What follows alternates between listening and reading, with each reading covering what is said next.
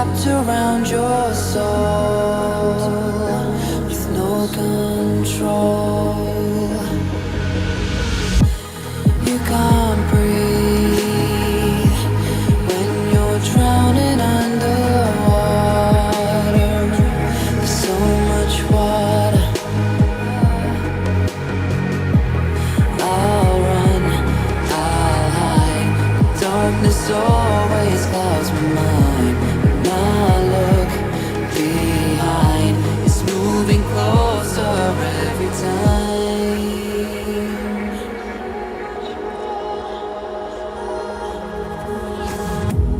I can't pretend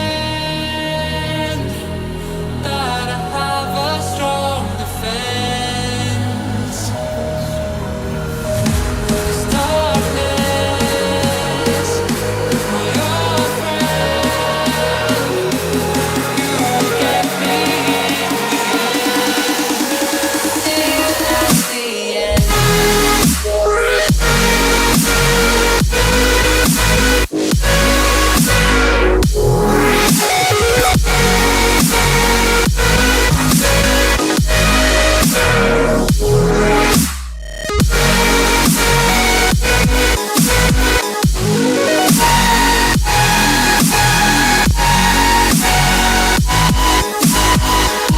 At the end.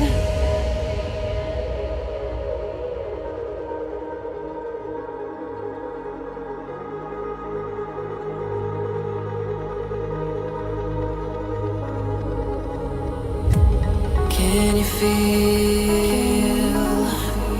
it wrapped around your soul with no control? You can't breathe when you're drowning underwater. There's so much water. I can't pretend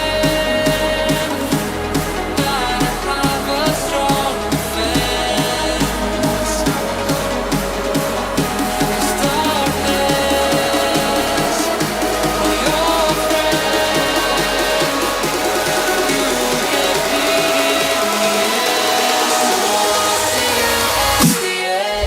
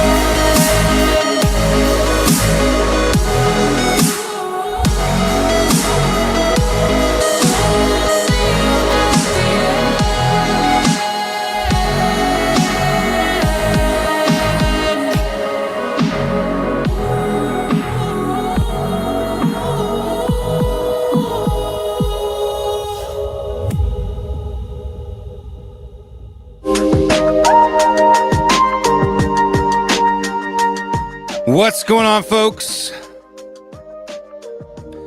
Will Stewart here with another THFC rant. We got a match tomorrow, believe it or not. I know that's not what's on everybody's mind here tonight. Trying to lighten the mood. And we love you guys. Anyway, we got some business to take care of before we get rolling and bringing in our special guests.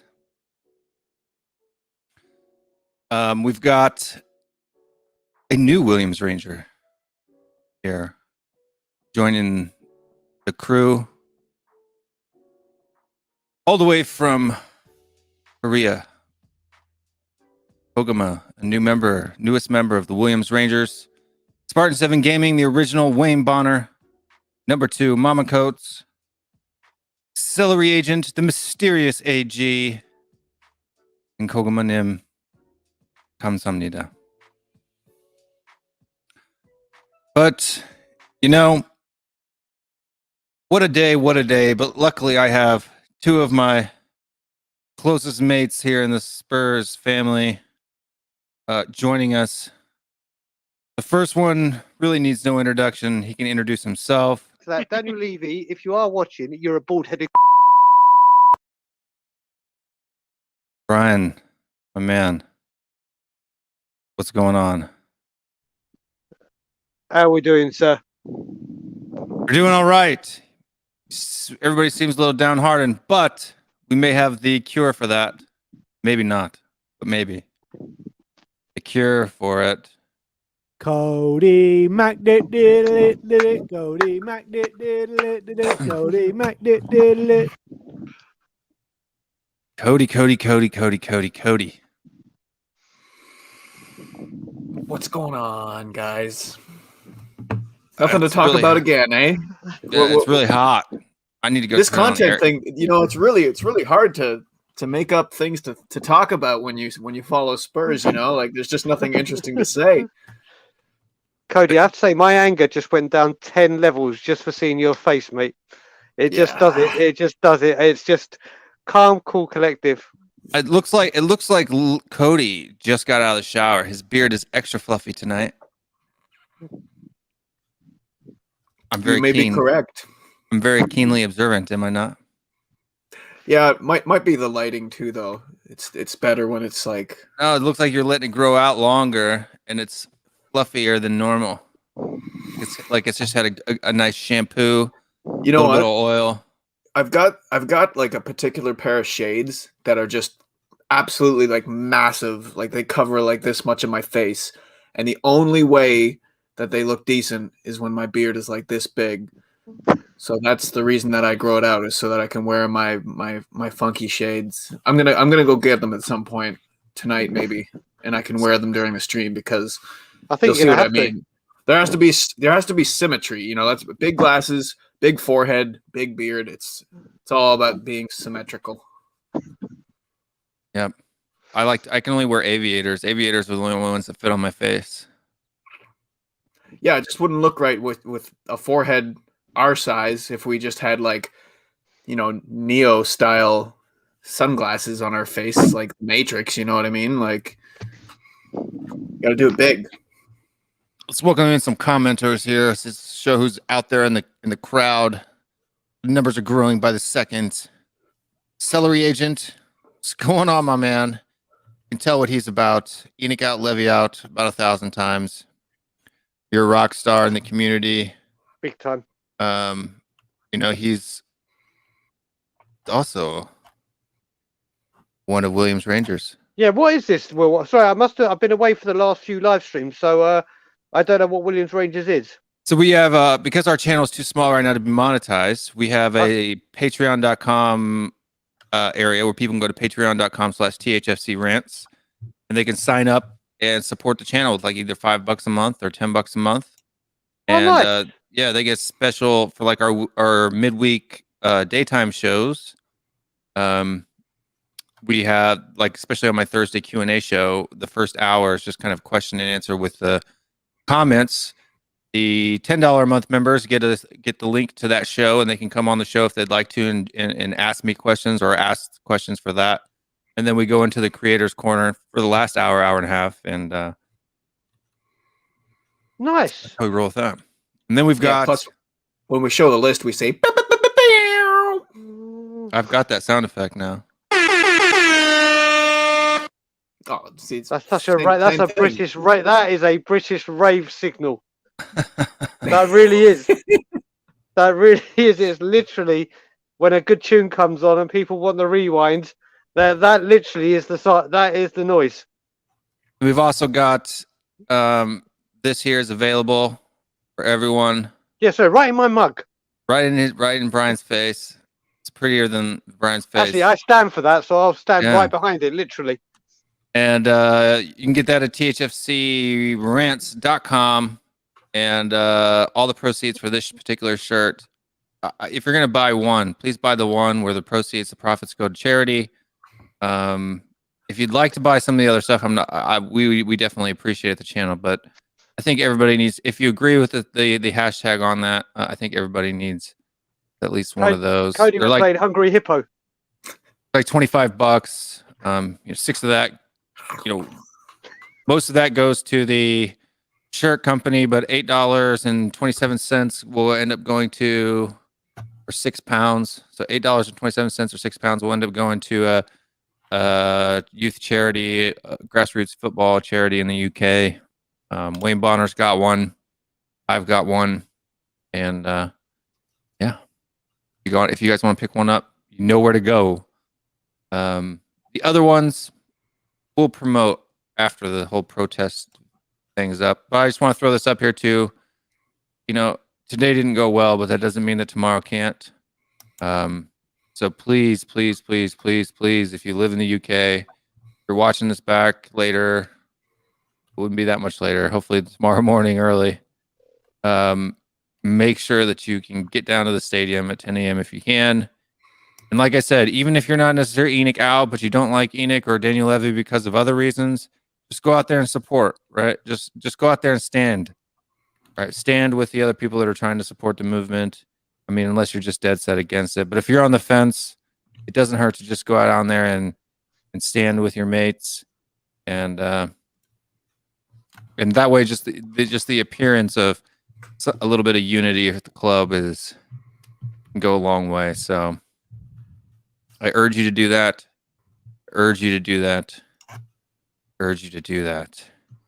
Escobar's in the house. He's saying call him out. We're going to call him out. Jason's in the house. Athelstan, what's going on, my man? Who else is here? I guess I said Jason already. My favorite name to read out on a live stream: rootin', shootin', tootin', pootin'. Gotta say that with a country twang. Rootin', shootin', tootin', pootin'. He's there. We got Tommy G's in the house. What's going on, Tommy? Wayne Bonner, the legend. He's everywhere, all at once. Abby Light's in the house. Thank you, Abby, for watching the show. We appreciate you staying up late and watching the show with us.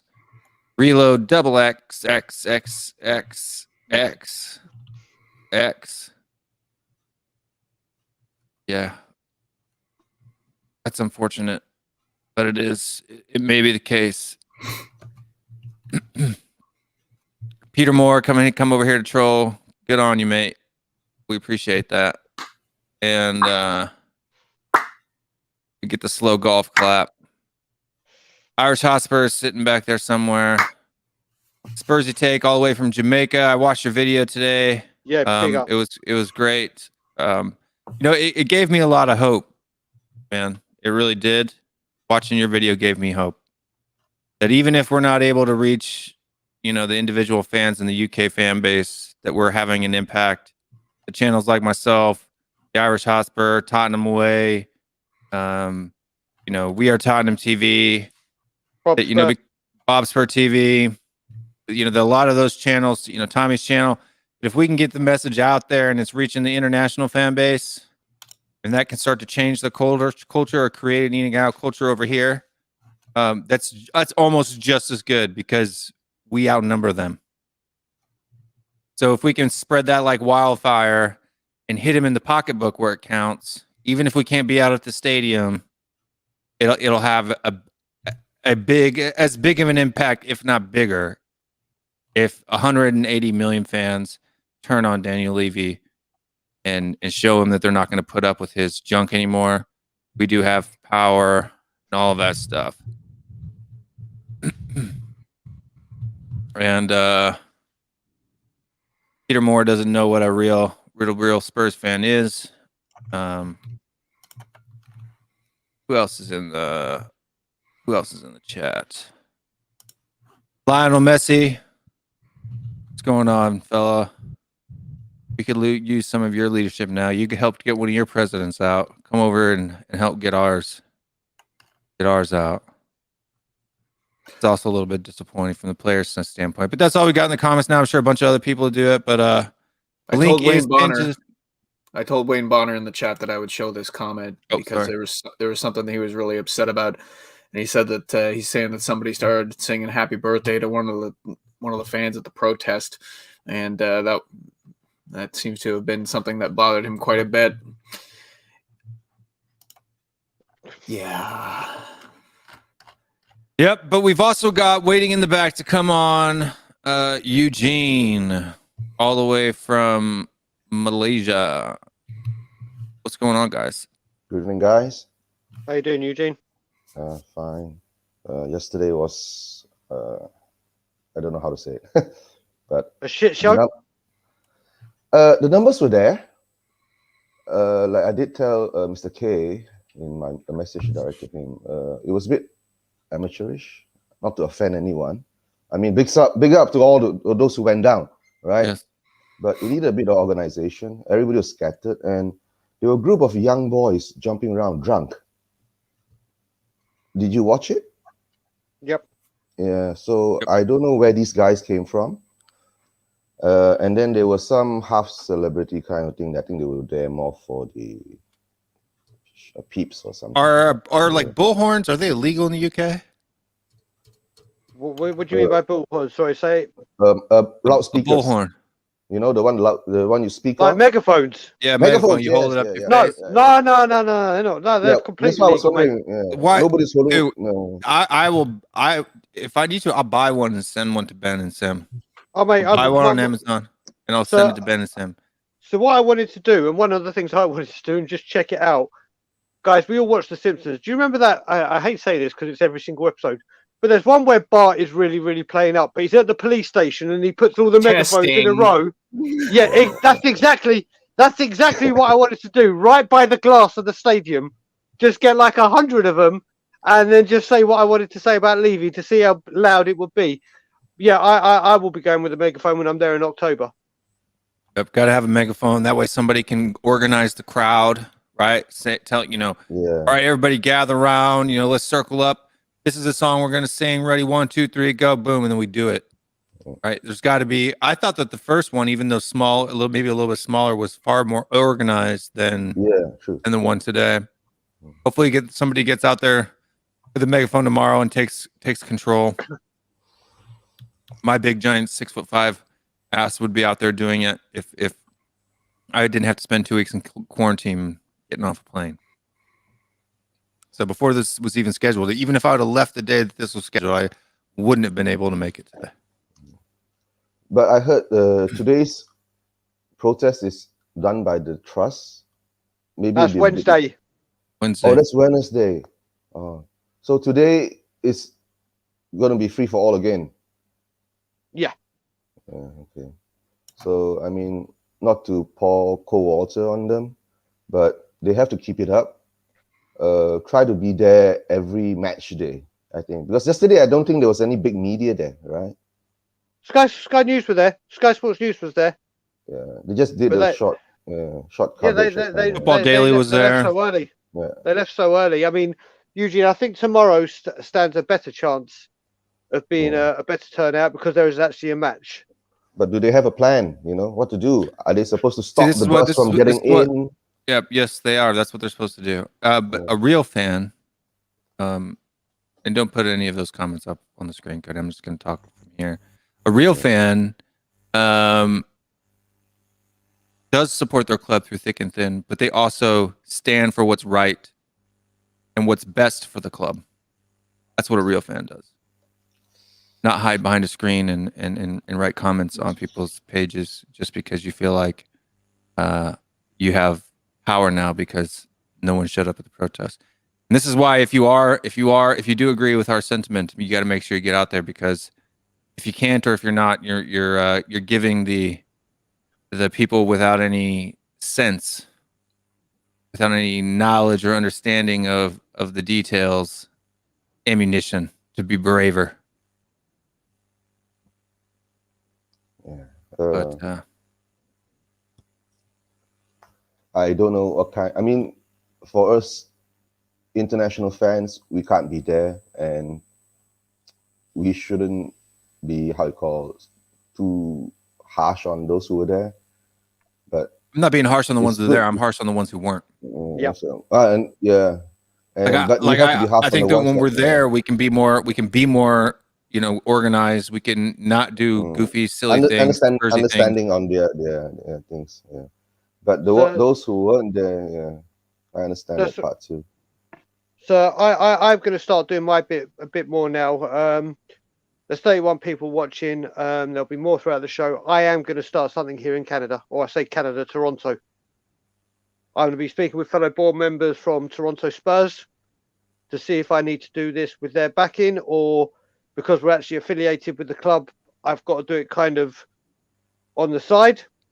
But then I'm going to be calling out all Canadians or Torontonians, whatever we call ourselves here, to see if anyone wants to join me. I don't care what we've got to do, whether it's finding. I asked Cody about Nike. Do they have a headquarters here in Toronto, or doing something and getting our voices heard? Because like we said, the international fans, I think now we're trying to educate people on group chats, and Cody knows what I'm talking about, that it's not just who turns up at the ground. It's about worldwide. This is where worldwide fans can get involved. Yeah, I think we have to start showing up. Exactly. I mean, sorry, if you live in a big city that has a big supporters group, you should do it. I mean, mine's pretty small. It's less than 500 people in the entire group. Eugene, where's you? Eugene, where did you say you were? Sorry, Malaysia. For us, we're quite in a difficult situation now because our cases are jumping. Okay. So we're being on total lockdown. Eva's from Hong Kong, Cody. Yeah, we're in total lockdown. But yesterday I did spread out the news through the stream, through my WhatsApp message groups, in all those who are around, picking up people and all that. But I'm not sure how many people watch, and I hope not many of them watch because it didn't set quite a good kind of thing. But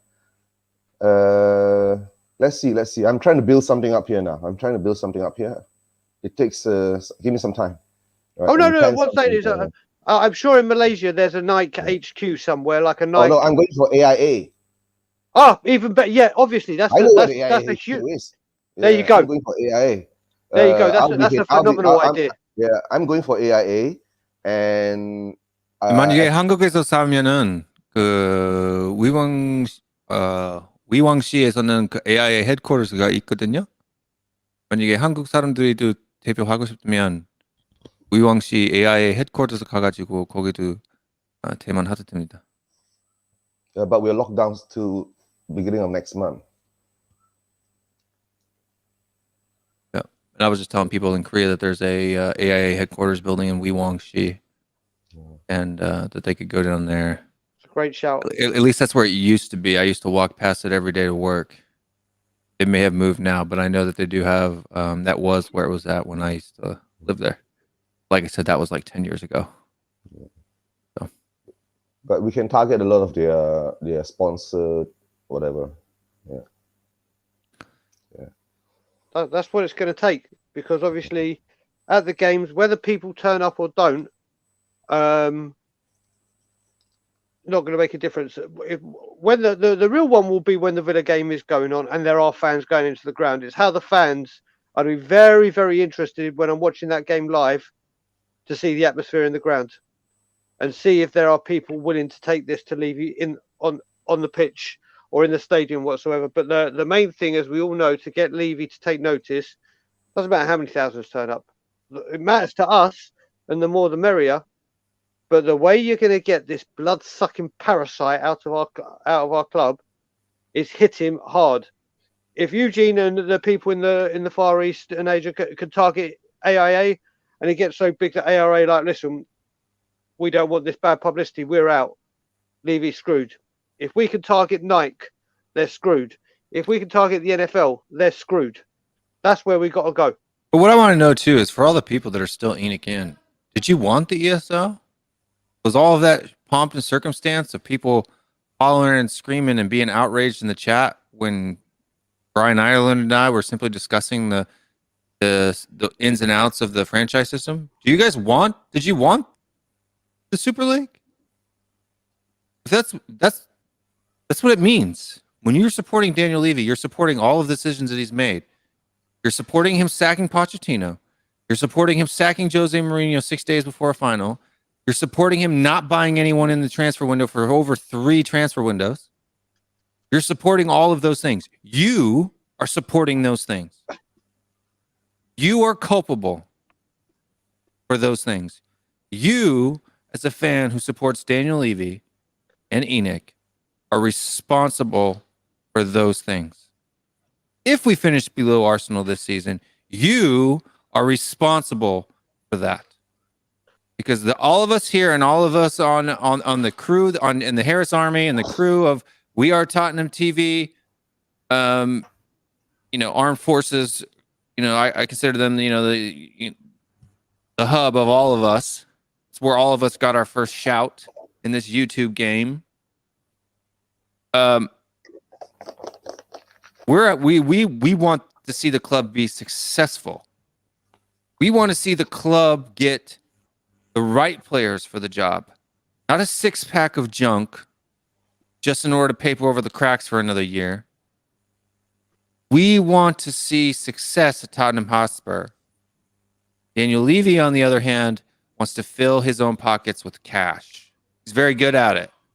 Cody and I had a little bit of a debate the other day about it being a good businessman. I think he's excellent at filling his own pockets with cash. He's excellent at that. Excellent. No one better. All right? Even Donald Trump should take a page out of Daniel Levy's rule book on how to fill your own pockets with cash. You are supporting that. That's what you're supporting. That's what you're supporting. Well, you know what it is as well. You know what it is as well. Leicester. No, you do want ESL. If you support Daniel Levy, you support the ESL. Daniel Levy signed the club up for it. He wanted it. Joe Lewis wanted it. If you support Daniel Levy, you support the ESL. Period. So you don't get to have your cake and eat it too. You can't be anti-ESL and pro Daniel Levy. That's like saying I'm pro Satan and pro Jesus. You can't do that. Or you're a dishonest person. You just plain are. You just plain are. So, Will, what I want to add to that is I came on one of these kind of shows. And the reason I came on because I was going on a Levy goddamn rant. You've even edited my rant and condensed it into 27 minutes? People go watch that because that was months before the ESL even came out. And I will tell you everything that this guy has done to make me feel like how I feel. And the ESL, which should have been the tipping point for everyone, and go watch that video again. Cody is like a brother to me now. And when we first met, he wasn't Levy in. He was skeptical, and was like, okay, maybe Brian's a little bit hardcore or a little bit too extreme. But after that ESL, there was no debate. Cody was like, oh my God. And that should have been the tipping point for everyone. They tried to take Tottenham Hotspur over 125 years of history. 125 years of great times. 125 years of families supporting our great club. And tried to toss that all away. Like it out of the fridge, like food that had gone past expiry date. And people just are sitting here going, oh, yeah, but he's done a good job. Oh, yeah, but why? Why? Because deep down inside their hearts, they agreed with the ESL. They were glad to be in it. They were glad to be free of the struggle of promotion and relegation to where that they could watch Tottenham play the big clubs week in and week out. That's why. That's why. In their heart, that's what they wanted. That's what they wanted. But otherwise, there's no excuse. None. Correct. Because there's nothing special about Daniel Levy that if we were to get some other owner who had a lot of money that they couldn't do just as good a job. And the fact that Daniel Levy doesn't have his paws in the day-to-day operations of the club means that it would most likely it would perform even better. Can't tell me that under Paul Mitchell we didn't have a better success. You look at the last 20 years, and the only success we had was under Paul Mitchell's reign as being the the scouting director at Tottenham Hotspur. That's the only period of success we've had in the last 20 years. The only one. And that's fact. And as soon as Paul Mitchell left, it went downhill. You saw a change in Poch's attitude, change in the players that we brought in, a change in managers, a change in attitude. Right? Am I wrong? Nope. The other thing is as well is when people say, "Be careful what you wish for. You don't know what we're going to get." The question I want to ask is, how could it possibly get worse? What, we can go another 20 years with one trophy? We can go another 20 years being linked with people like Grealish, Skriniar, Dybala, Fernandes, Griezmann, and not get them? How could this get worse?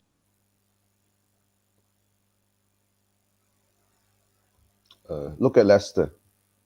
The example is there. The TP, The owners, I've spent the last 2 weeks being nice. And I appreciate you coming and watching the show. I really do.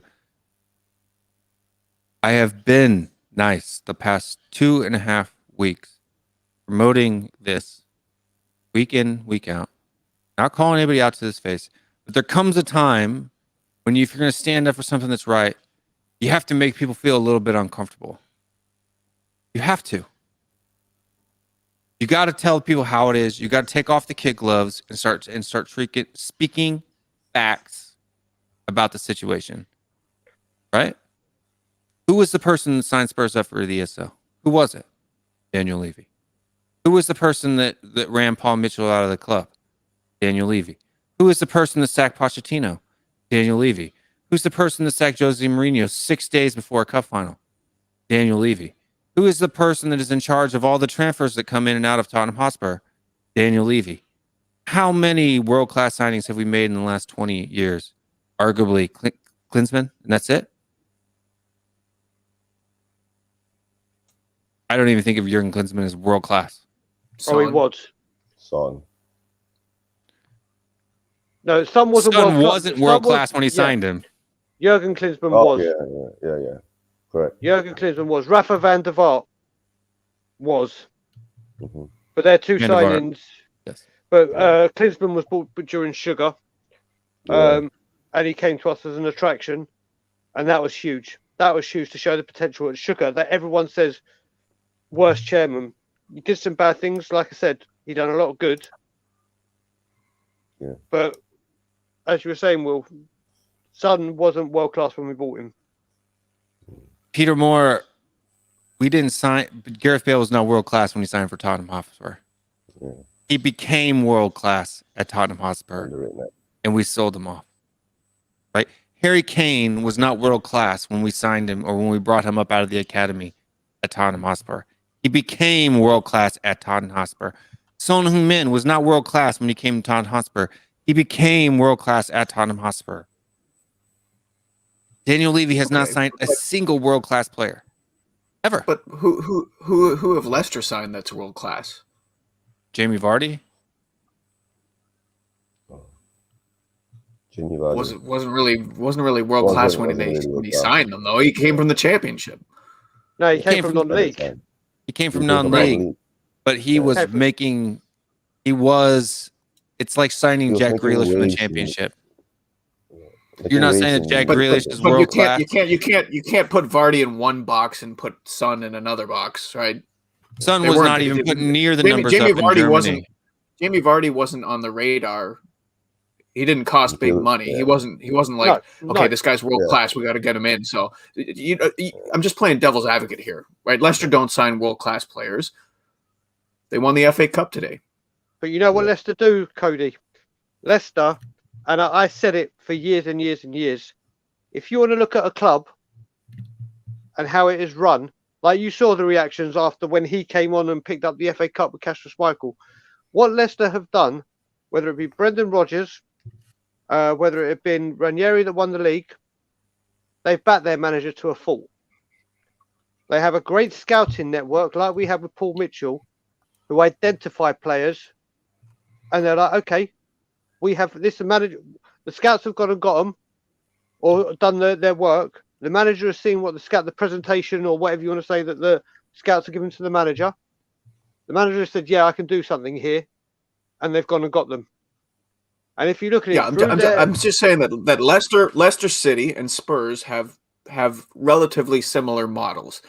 It's just Leicester are way better at they've signed far better players than we have. Harry Maguire. But they haven't signed any world-class players. Poch wanted Tillemans.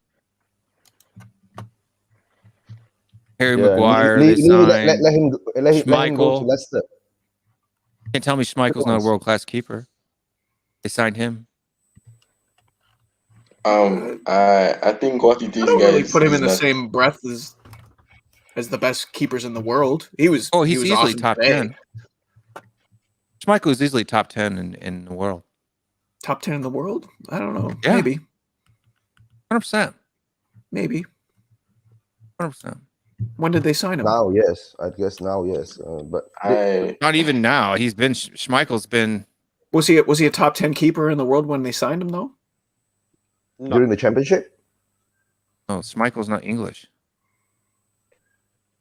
Right? no, he's Danish. Danish, yeah. But he was playing with them in the championship on the way up, right? Yeah. I will say this. I'm just so jealous watching Leicester lift the cup today and watching the owner come down to the pitch and watching him embrace Brendan Rodgers, and then the players giving like true like genuine love between player and owner. You know, like what the culture that they have there is just incredible. It's incredible. It's unlike any other culture in the Premier League. And listening, I don't know if you saw the like 70-second clip there of Kasper Schmeichel talking about what they have there in their culture, and how players, when they leave Leicester City, you know, he'll touch base with them later on in their careers, and they'll say, you know, like they're happy and everything, but there's nothing like playing for Leicester City. And I'm just so fucking jealous of that, because it's just it's that missing soul that we seem to lack. Among many things. I'm not saying it's the only difference between us and them, but yeah, just whew. I think Leicester has Good for got them. part I of think the what it Southeast is- Asian So culture happy in today it. when they beat Chelsea. So The happy for owners them. are humble. Yep. The thing that gets me as well is that I actually there's people here that Is it actually awesome still over there? think there's people there that actually think Brendan Rodgers could still come to Tottenham. There are people out there that actually think, do you know what? If Tottenham come in, you just need to look at that embrace to see what he's got and potentially what he would have if he came to us. I'm a diehard Why should Tottenham he fan, come? and if I was Brendan Rodgers, I wouldn't leave to come to Tottenham. Yeah. Why should he come? He's got absolutely no reason to. He knows where he is right now. If Brendan Rodgers goes, I want player X, they'll break hell to go get player X. No, let's offer a derogatory money and then let's try and barter. No, or I'll buy you a cheaper option. There you go, bang, here he is. Nice tidy bow, done. Yeah, This I comment, agree as well. Scott. I think If sorry, just in response to Scott's comment, if this meant that we could bookend it with a league title and an FA Cup, yeah, I would definitely emulate that.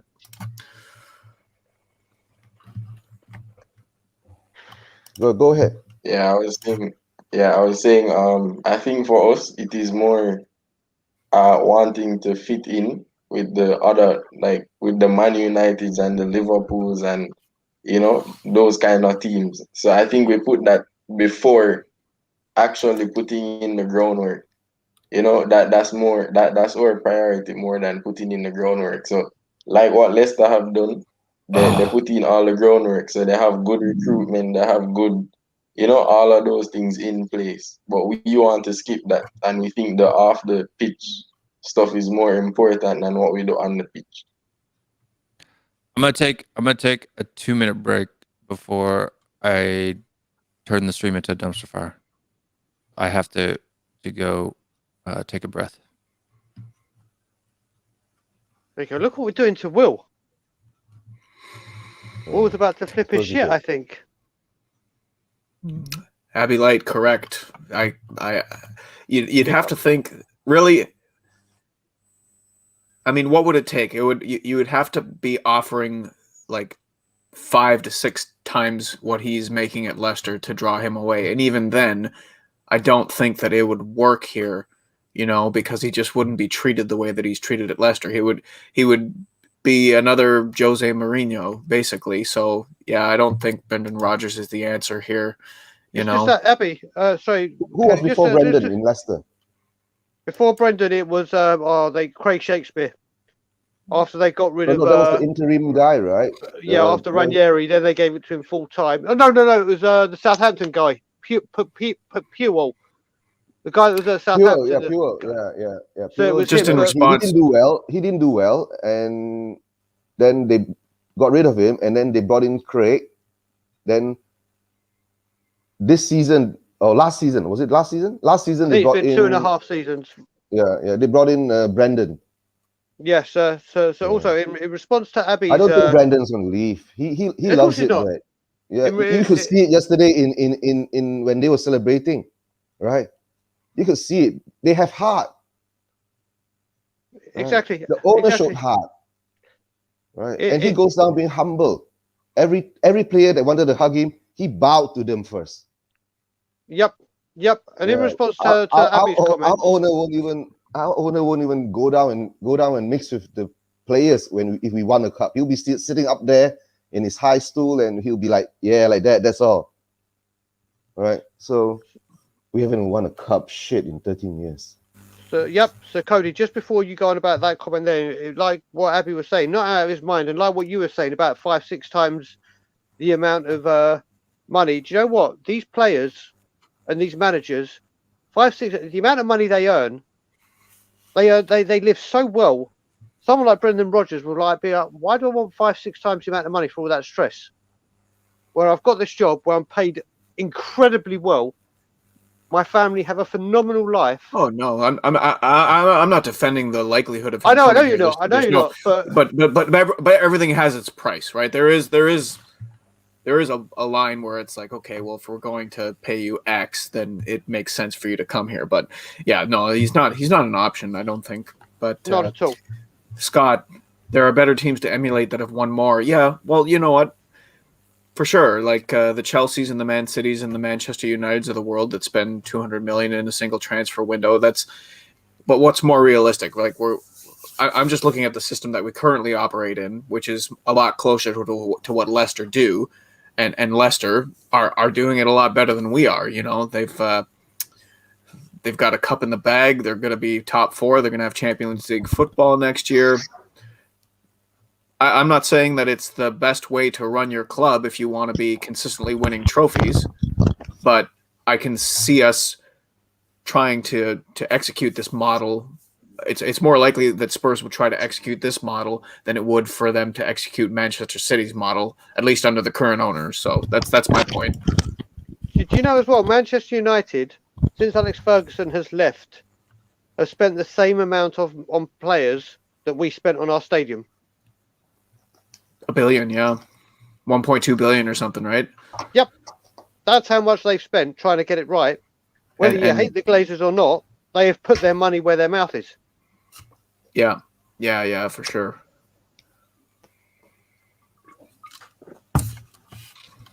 I just wish I could have been there today. I mean, Same here, but Same here. It's tough because, like, a lot of our YouTube community who did go have not had a whole lot of good to say about what went on, and it's really discouraging. It is.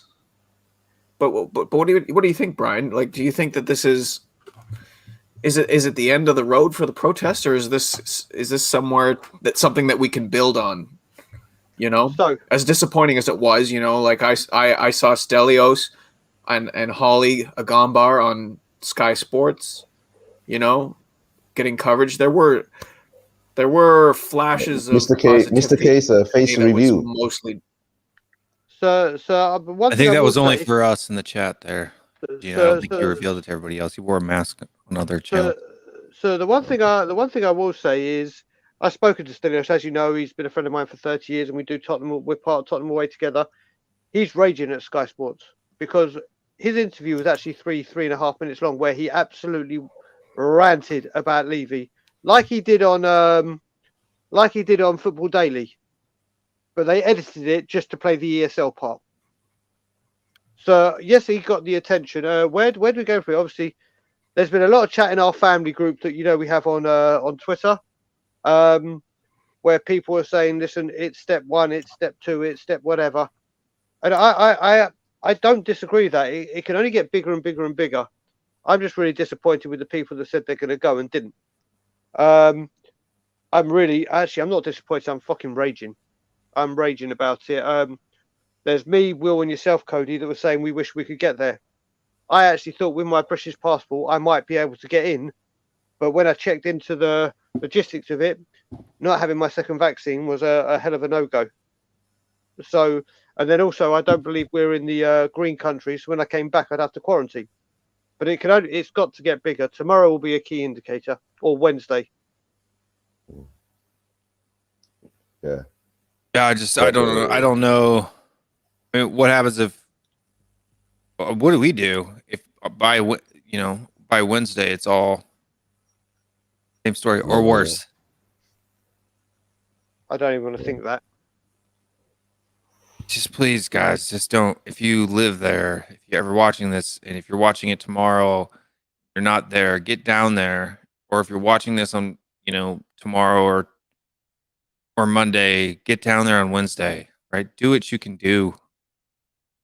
Do what you can do. Right? I mean, the trust is on the same side that we are. So it's not like we're all on our own. Right? So if I don't know how many fans the trust makes up, but and I don't know where Spursy take went, but his video gave me hope that Eugene being here gives me hope. Yep. Even man out there in the chats gives me hope. Celery agent gives me hope. Right? That our message is reaching.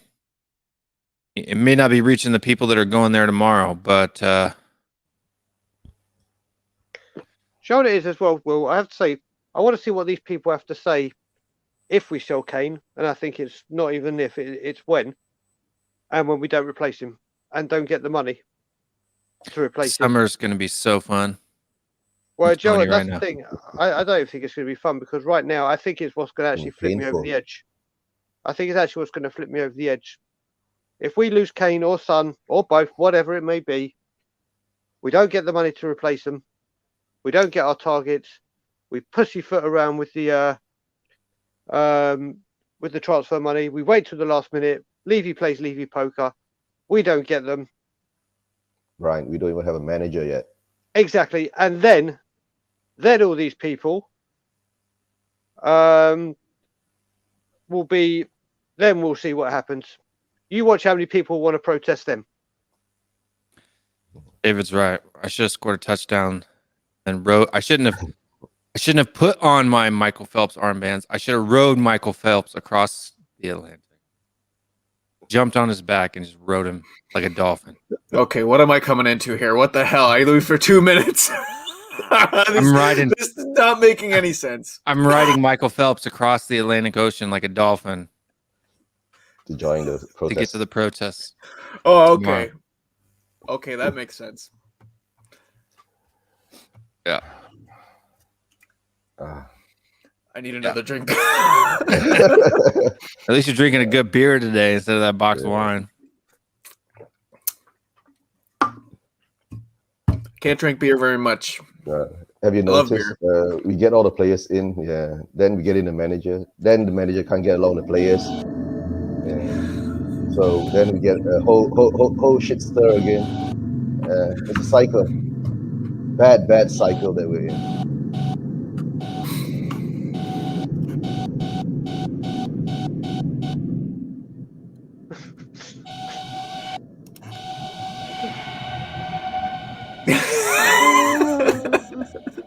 That's fantastic.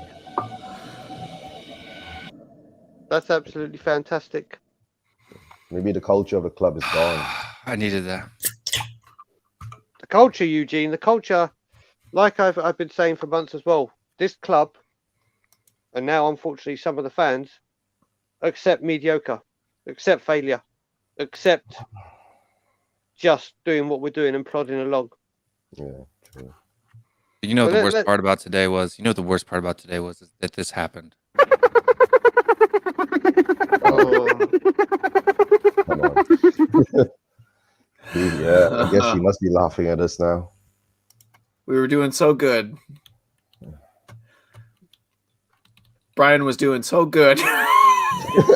Honestly, it is just looking at him.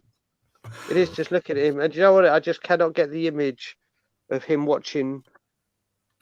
It's true, what was there David. today. That was true. I just have. But you don't have an excuse either, David. Oh yeah, you're Right. near it. Well, come on. It's not like there's any good Irish athletes for him to ride across the no. ocean. Connor could have uppercutted him straight to the stadium, right? Right. Just make it all in one leap. Or Roy Keane could have kicked him. Punched him right in the face. Or Roy Keane All the could way. have kicked him out there. Yep. Roy Keane could have kicked him over there.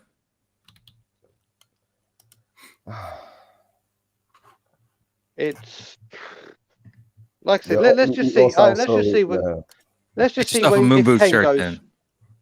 Let's see if Kane goes this summer and we don't replace him. Then And let's son. see Kane and what other son. people.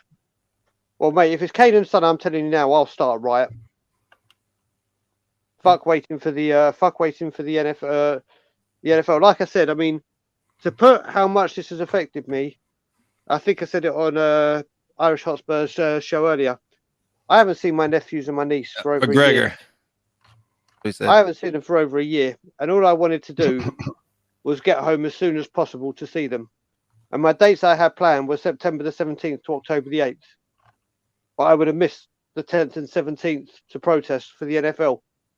So I've now delayed going back home to October the 1st to October the 21st so I can be there. So I'm taking an extra, 13 days, 2 weeks of not seeing my nephews, wasting that, and my niece, putting 2 weeks out of my life to see them just so I can get there for the protest.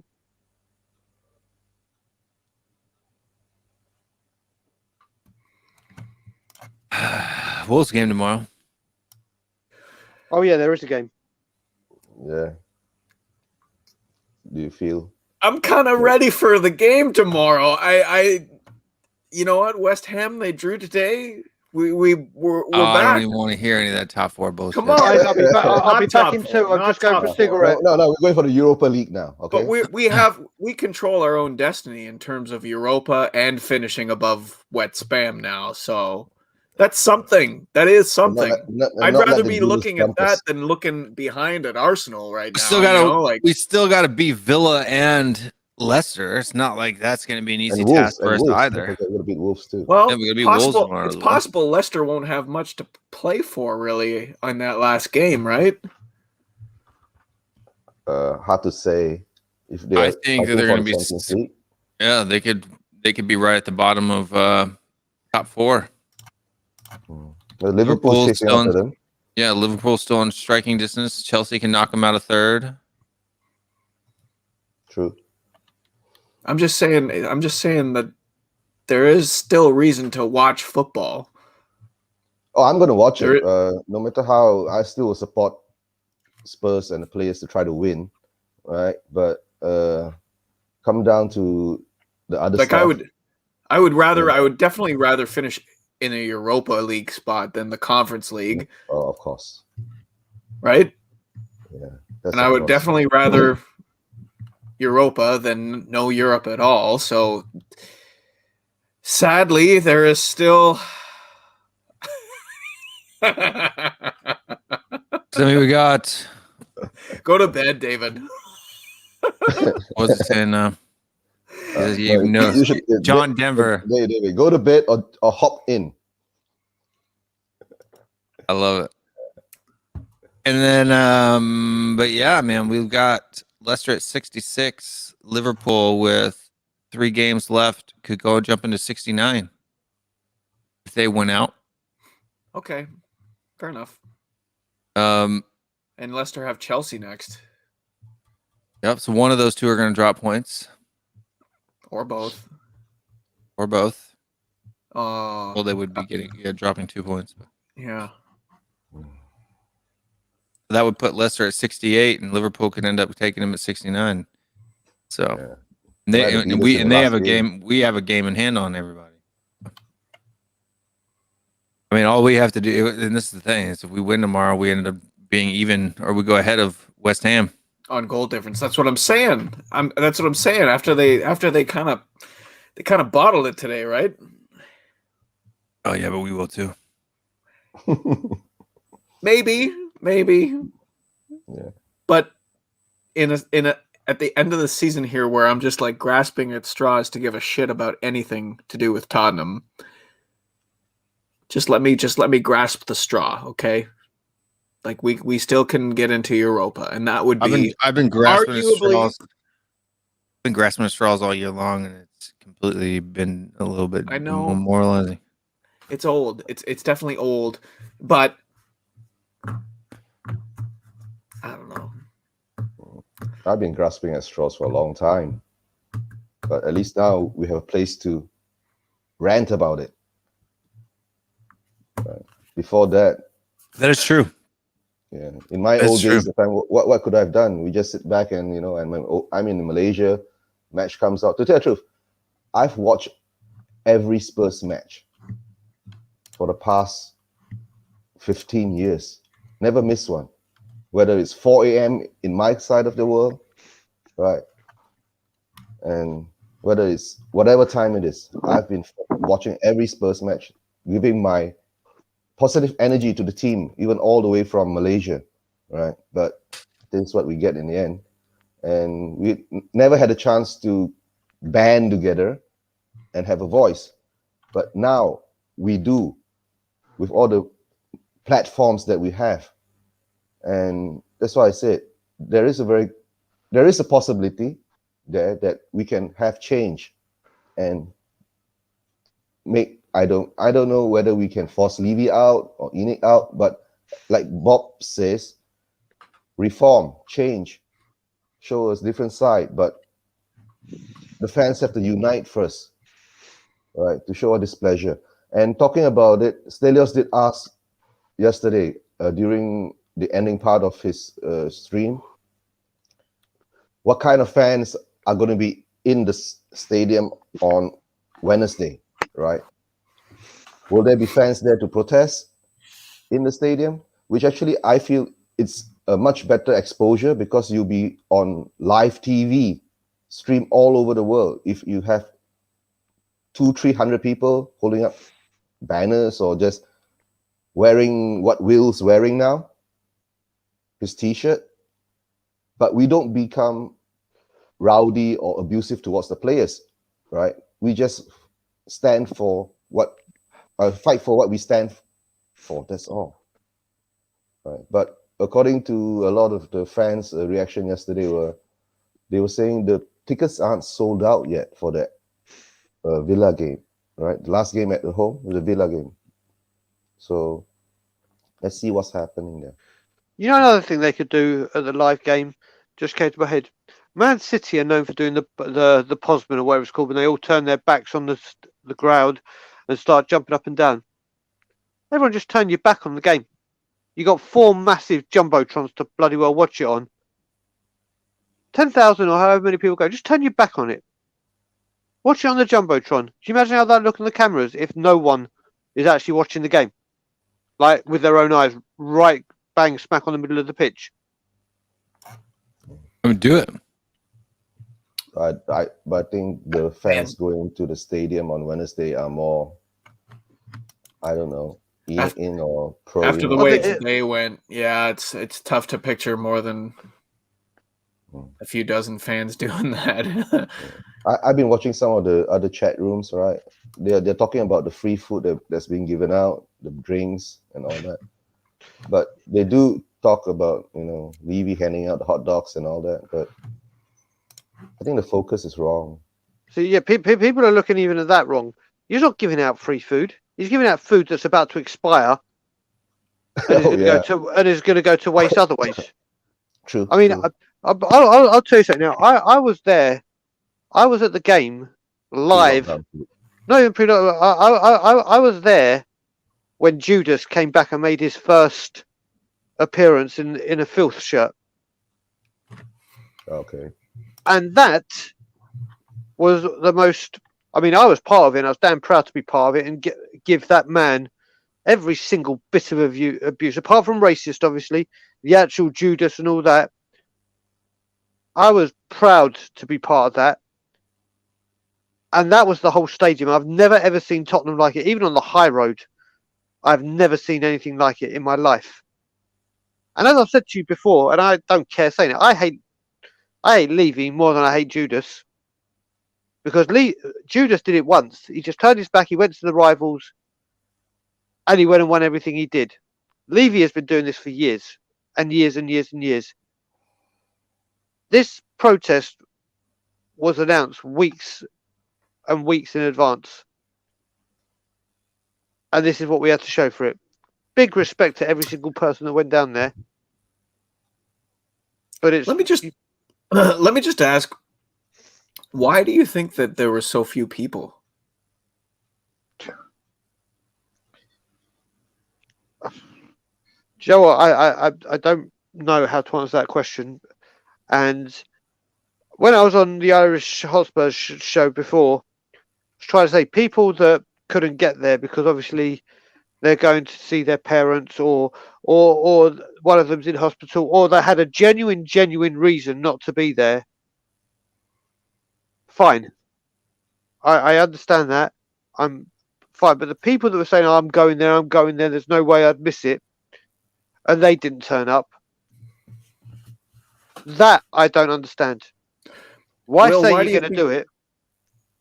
Why do you think that there wasn't so many people, Will? Why were there not so many people today? Yeah. Either people don't care or they're eating a kid. Sorry. Oh, sorry. We clicked the button at the same time. Yeah, sorry about that. I don't know what, my camera just froze, so I thought I'd Eugene? best do the other. Oh. I'm seriously, I feel like that maybe scene Will's in right. Braveheart. I feel like that scene in Braveheart when he walks into the how many people have seen that movie? If you've seen the movie, raise your hand. When he walks in and he's trying to get Robert the Bruce to unite the clans. Right? Like, and he's like, we won at Sterling and you still wouldn't support us. And we won here and you still wouldn't support us. Right? And if you call yourself a Scotsman, then I'm embarrassed to call myself one. Right? And then Robert Bruce is like, if you keep going against these odds, it looks like rage, not courage. That's what I feel like I'm hearing from these fans, right? Like me being upset about the fact that nobody showed up today, me being embarrassed to be a Spurs fan, not because of I'm embarrassed to support the badge, but because of the fans that are supposed to be out there doing what's best for the club. And then they're coming at me like, you just look, you're demoralizing people. Well, I'm sorry that I stand up for something. What's going on, Abdul? Like, I want to play that line. I'm going to have to act it out. I'll get my camera this weekend and I'll do it. And I'll do a really bad Scottish accent and role play that whole scene out, but change the words from Scotland to Spurs. Yeah. Have you guys discussed about the game tomorrow? There's a game tomorrow? I think we'll Promise try to today. get onto that subject, and somehow, don't know how, but we ended back at the topic of the day. Yeah, of course. Did you watch it, Eunice? Watch what? What? The protest yesterday. Yeah, I've seen like little bits and pieces of it, What do you like think? little clips. I mean, it's not as enthusiastic or as big as I thought, but you know, it was a protest, and I don't really have much to say about it. I did hear like you guys' takes on it, that you're kind of disappointed in the lack of like awareness, a lack of strength and numbers that arrived at the protest. Yeah, I can also agree with that too. I don't really think the protest really did much. I don't think it would have created that big of an impact, especially not as much as like the United and even the Arsenal one. I don't think it really created waves like that. I guess we just gotta recoup and do it again, but this time with more organization and like more structure. I guess it was all over the place, like our back four. It's pretty much exactly like our Spurs team. So yeah, man.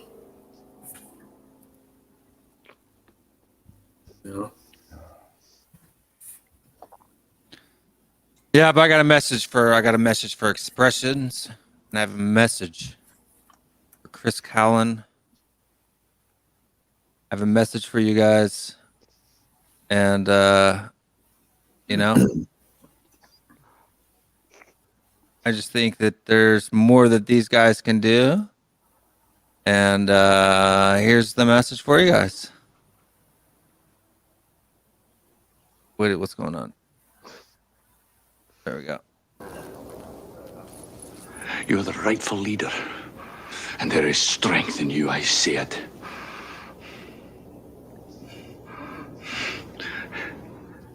Unite us. Very hard. Unite us. Unite the Fans. Unite the fans. Yeah. Not the clans, the fans. You guys have the power. Yep. You guys are the big ones on the block. Right? Ben and Sim can't do this on their own. You guys have the strength in numbers. You right? Unite us. Will, did you watch the one Paxton Road stream where they had Richard Cracknell on? I don't even know.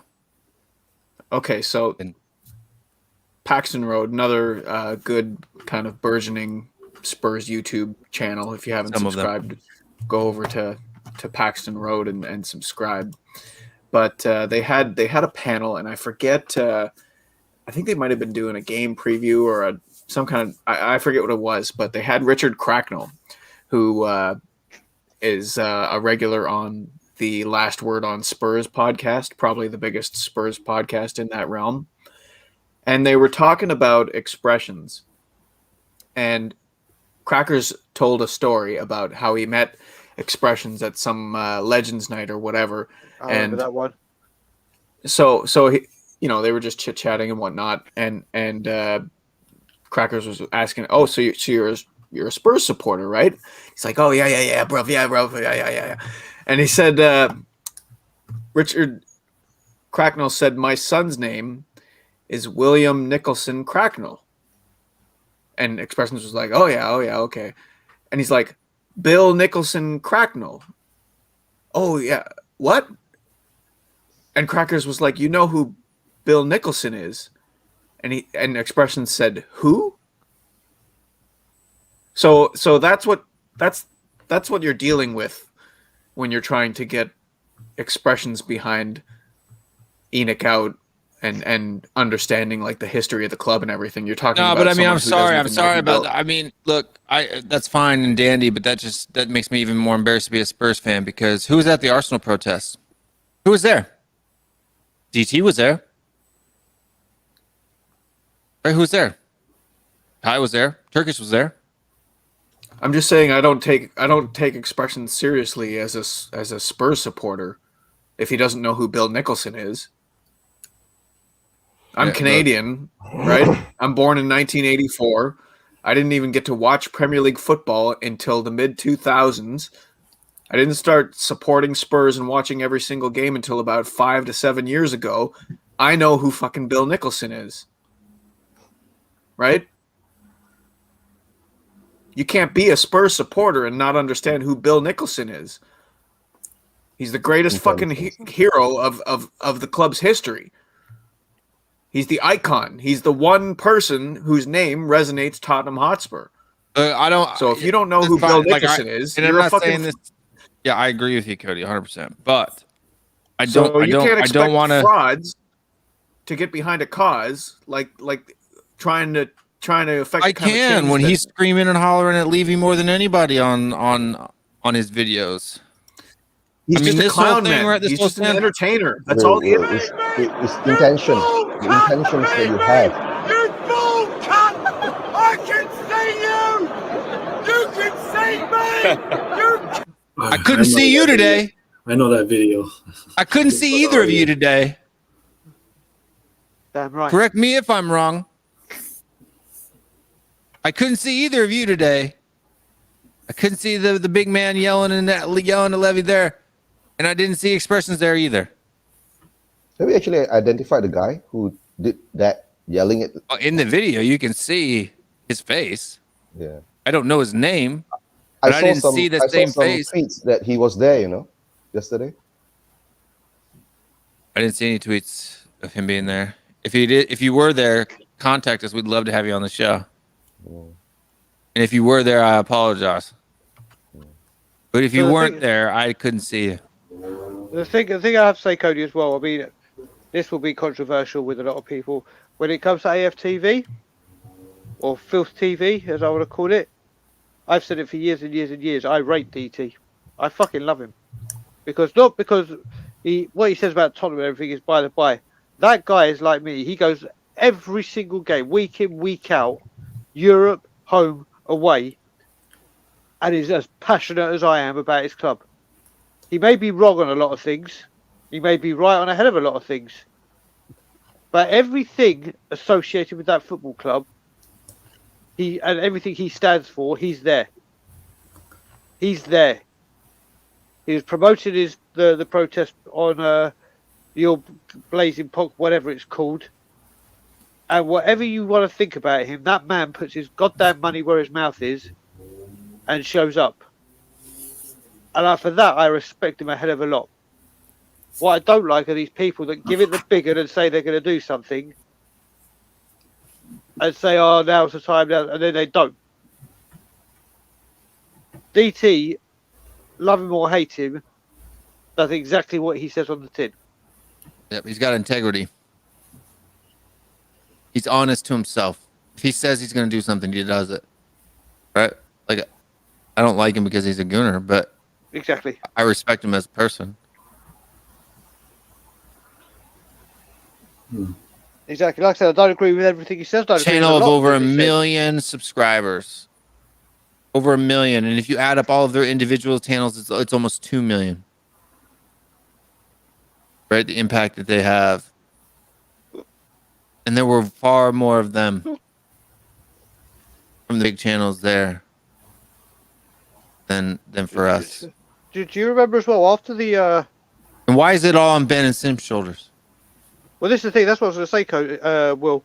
When it comes down to it, if you think about it, after the first protest we did, after when Ben went down, which was great for the amount of people that turned down, but it did not impress. It weren't that of that magnitude.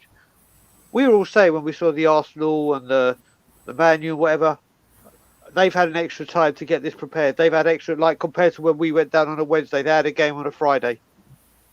They all went down. So this is why I thought, okay, based on that kind of theory, we've had, and I was pissed off that we didn't do everything for every game day or whatever. But I thought, you know what? On the other hand, we've had time to get this ready. Everyone has had time to say, I'm going. And then they came on our channels, they came on everyone's channels, they came on streams, social media, I'm going, nothing will stop me. And it was a lot bigger than what actually turned up. That's what's pissed me off. If you weren't going to go or had any intention of not going, just don't say you're going. Say I I'm mean, back Danny to the said he boys. couldn't go. Right? Even though he agreed with the movement, Danny said, I can't go on Saturday. He already had plans or whatever, right? At least he said he didn't went. say he was going to be there and then not He was show there. up. He was there. That's what I'm saying. He had said that he wasn't going. Yeah. He was Turned up there. for about an hour. But that's what I'm And saying. he went. Even Danny, who said he wasn't going to be there, Yep. live on air, showed up. And then you had people live on air say they were going to show up and didn't.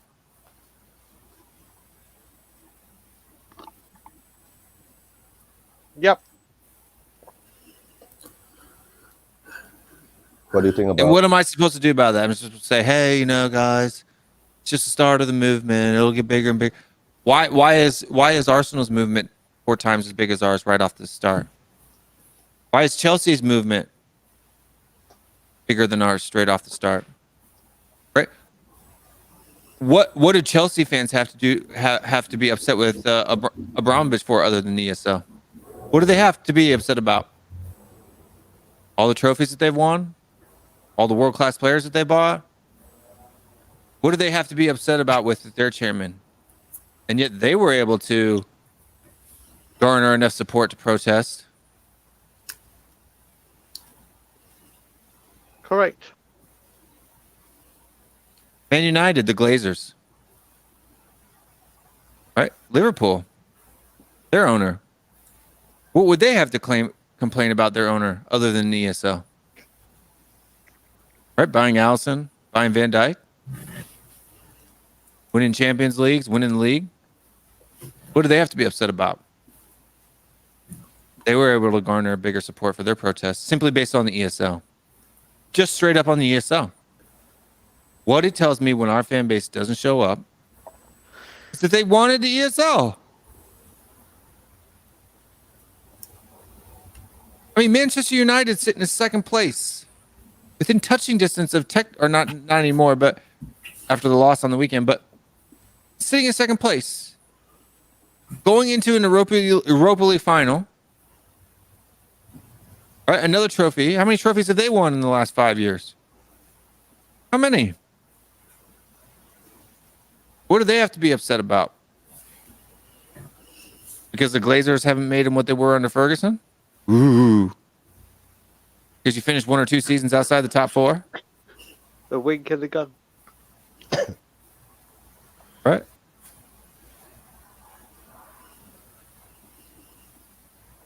You're right. Will, you're right. When you were off for your 2-minute break and breather, I remember you saying about if you put all the 100 notes, the money would be as high as the Empire State Building. As I was saying to Cody, Manchester United, since Ferguson has left, has spent more money on transfers than we did our stadium. They've not spent it right on a lot of things, but they have spent that amount of money. One, everything they did with Ferguson, obviously, but one, the Europa Cup, one, the League Cup with Mourinho. They've been winning trophies. Like, I know I don't disagree with you 100%. And AG, if that's the case, I will welcome the non-league fans too. I welcome the Chelsea fans. I welcome the Arsenal fans. This protest today isn't about. The point of this was, yes, Daniel Levy to go, but it wasn't from a Tottenham only level. It was because of the ESL. That was one part of it. There should be fans from all over the place. If you're a Fulham fan, right? If you're a West Ham fan, right? And you want to stop the ESL from ever happening or starting to happen again, then you got to get rid of the owners of all of the clubs who did that. You should all be coming to our protests. It was on Twitter all over the place, right? Chelsea fans knew about it. Arsenal fans knew about it. West Ham fans knew about it. Fulham fans knew about it. Come.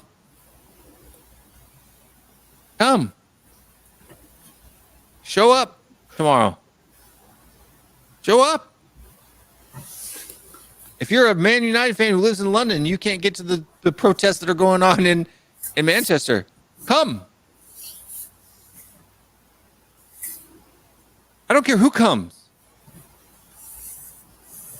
Come to the protest. Get there. Be there. Get on it. I mean, am I wrong? Do we care who's there? As long as they're shouting Enoch out, Levy out? I don't care if you're a one-eyed, one-horned, flying purple people eater. Come.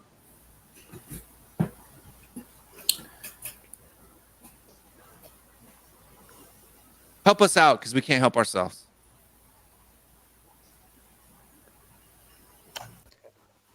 Less than 1%. Less than 1% of a day's attendance.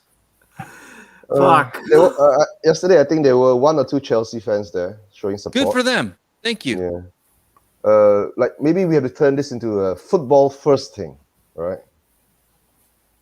Bring in more other fans to support. If we can't even get our own supporters to support us.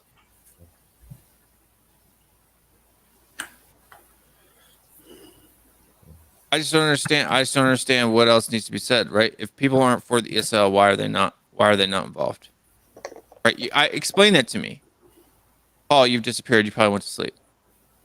How can you be Enoch in and not be for the ESL? Because we're not out of it yet. Legally.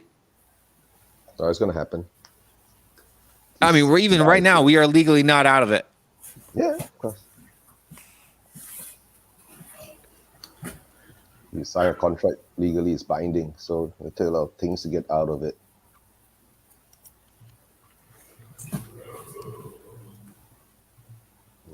This ESL thing will be around in our shadows, I can tell you. They're just waiting for the right moment to push it out again. That's why they're not out of it. They're just giving us all the statements that, oh, we're preparing the paperwork to be out of it. Yeah, you're preparing. Yeah. I'll tell you now. You're 100% right, Abby. Absolutely right. I'll tell you now. Right now, it is warped, deceitful, lying, fictitious, fucking toxic head. Daniel Levy is already thinking of the next way to get out of something to make more money to screw us fans. Right now, there is a fucking thought in his head, processing, just waiting for him to think, how can I get what I want out of this and fuck all of us. Fact. No, 100%. Good evening, Terry.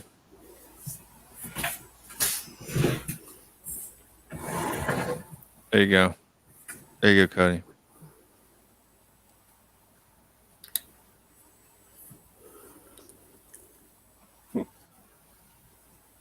Yep. He could get me on that puck as well. This is a bad show, eh?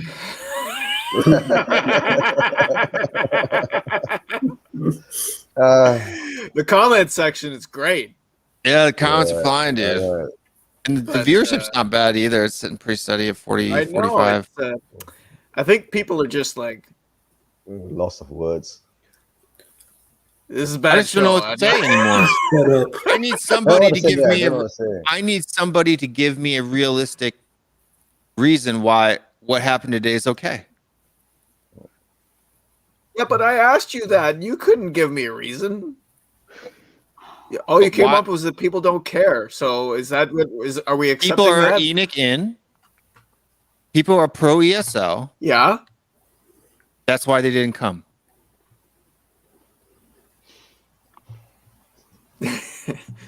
Celery's loving it. Well, I don't understand. If that's not true, why weren't people there? Do you know what as well? What grabbed me as well is, like I said, apart from the people that obviously had commitments, family or whatever it was, work, whatever, when you look at the facts, England are coming out of lockdown a lot quicker than any other country.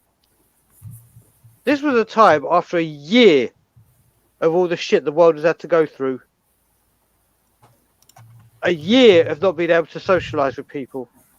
A year of not being able to go to your football club and be a part of something like a tribal, like it is with supporting the club.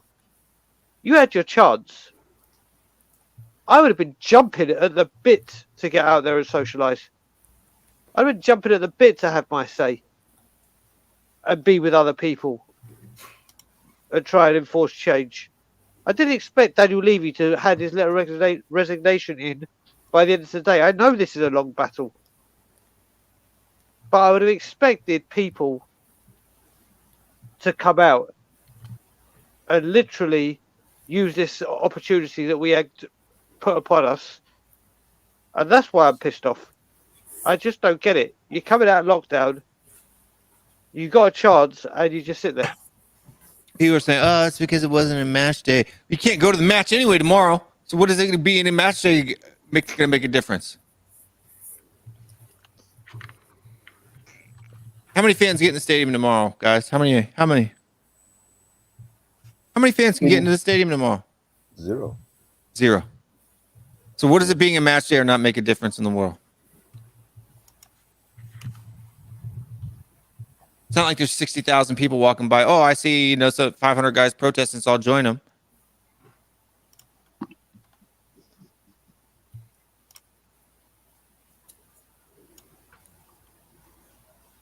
But that excuse makes sense on a regular day. In a regular time, in a pre-COVID world, that excuse would make sense. Right? 60,000 people have buy tickets. 60,000 plus people buy tickets. There was less than 600 there. It's not even 1%. And that's just the people that fill the stadium, not including the other 3 million fans that are apparently in England.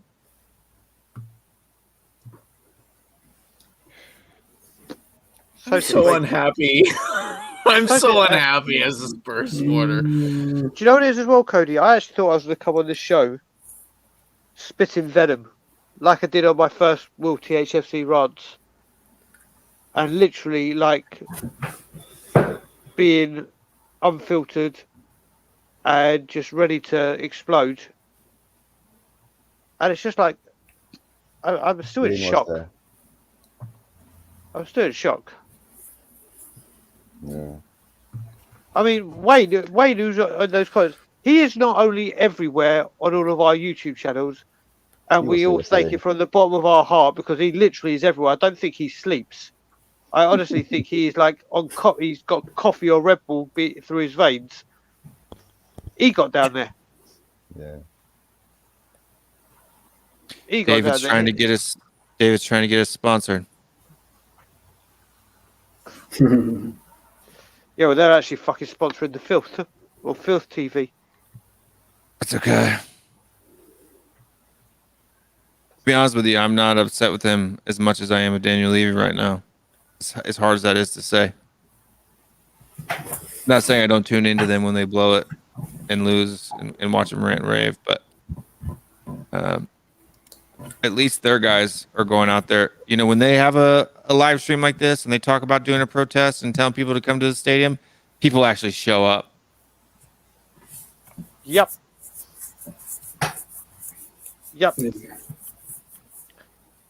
But Benson, bless their hearts, can spend a lot of money, a lot of time organizing stuff, making flyers, making banners. And they can tell people to show up. I want to ask the panel and I want to ask the people in the comments, if you had to define what it is that makes up the definition of a big club, how would you describe what defines a big club? What are the parameters that you need to meet to call yourself a big club? Will? A fan base who desires to win. That's it? Like win trophies, win titles. That's it? Holds their players and board members to account. That's what you need to be at to account yourself as a big club. Eugene, Aston Villa is a bigger club than us. What does it mean to be a big club? Nowadays, the definition to be a big club is the money. But to be an actual big club, you need everything. The stadium, the fans, the money, right? And the community work, the caring owners, to have a big club culture, but not all clubs have that together, and we have none of it. So, of course, we have the big stadium. I guess that's it. Peter Moore, I'm tired of reading your comments. If you want to come on the show, the link is attached to the top. I'm going to put you in timeout because I don't like seeing your name. I'm not asking like why you have to be. I'm just asking what the definition, because when you hear people talk about what it is to be a big club, some people talk about trophies, some people talk about net revenues, Net worth. like net worth, Some people talk about fan bases.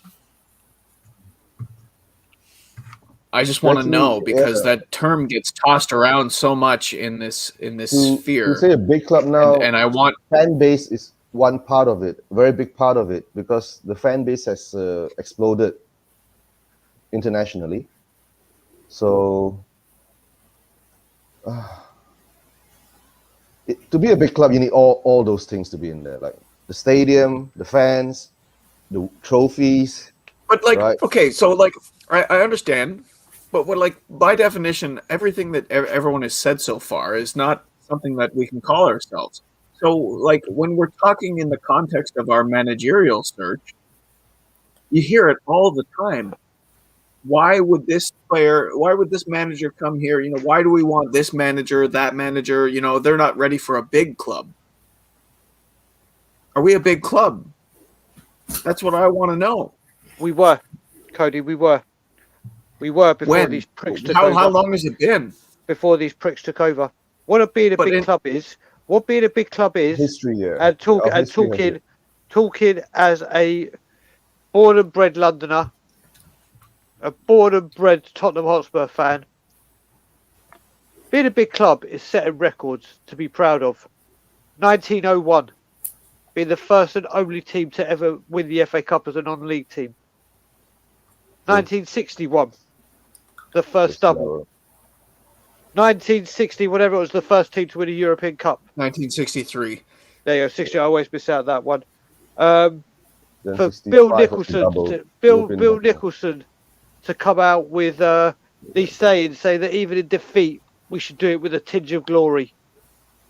To stand up and be, do you know what, working and standing out from the rest and say, do you know what, this club does it. Do you know what would have made us a big club again? If Daniel Levy had said, fuck off to the ESL. That would have been big club, standing up for what's right. Tottenham Hotspur have a tradition and a history of standing up for what's right. Are Leicester City a bigger club than us right now? 100 billion%. Right now, They're not only a bigger club. You got to remember, before all this Levy nonsense, or no, Levy was still there. A few seasons ago, Leicester were in League Two. Sorry, not League Two, League One, then the Championship. League One, then Championship. League One, then Championship. Leicester were a billion miles behind us. They are a billion miles ahead of us. And I'm not just talking about on the pitch. We've all spoken about their chairman and what they do in their scouting network and how they developed as a club, their culture. Exactly. That's what a big club does. A big club. Don't be depressed, Ronak. It'll be okay, man. Yeah, let's cheer him up. That's what a big club is. Is it moon boots? Go to sleep, little creep. Don't let the bed bugs bite your toes off. Oh yeah. That's for you, Rona. Connor. I know you like the Eric Lamella one. We always talk about big club. All right. First there were 4, then there were 5. Now we are 6. I want context. I want explanation. I want an explanation. And I'm not attacking your comment. This is just something that I struggle with as an international supporter, to like pin down what the meaning of being a big club is. Like I think being a big club is like a hybrid of the many different things that we were talking about, like their heritage and then their culture, their trophies and their success in general, and the money that they make and then the fans that they have. Okay, for Leicester, I think Leicester is a better. Okay, for sure they're better, but the reason why I wouldn't go far and say bigger is because I do think Tottenham they still generate more money. They still have a bigger fan base. That doesn't make you a bigger club. Like the fan base? We've got a huge fan base. We've got a huge fan base. Yeah. That doesn't make that's not, in my eyes, that doesn't make you a big club. That doesn't make you it makes you well supported. And I can understand why you say that's part of your opinion of what makes a club a big club. But that fan base has become so huge because of the traditions and because of everything we've done to get to where we are now. Wayne Bonner just put up a post with all our trophy wins. Don't know if you can get that up, Cody. He put loads and loads of years where we've won trophies. So if you look at that, 1901, the first trophy, non-league FA Cup team. 21, 51, 61 trophies every decade. Then we went on a bit of a patch. 61, 62, 63, 67. 71, 72, 73. That's green bill. Getting bigger and bigger. 81, 82, 84. Then Sugar came. Then Sugar came for 10 years. 2 trophies. So three trophies in 37 years. That's exactly, what I'm seeing. And then if you look at that, that's 61. So let's just do 71. 1, 2, 3, 4, 5. And then the 70s to 80s. Well, just looking at the 80s. 3. We won 3 trophies in 4 years. We've won 3. What did you say? 37, Cody? 37 years, 3 trophies, right? Oh, I'm born in 84. No, but if we didn't win a trophy from 85 to 91. Okay, so you've added that. Count, sorry, count those sorry. years. Yeah. So there you go. I just look at it because I'm born in 84. Yep, no, that's So right. That's if right. if I had been born after the European Cup winner, or 84 was the Cup Winners' Cup. Yep. Okay, so if I was born after that was won, for argument's sake, I would have only lived through 1 FA Cup and 2 League Cups. Yep.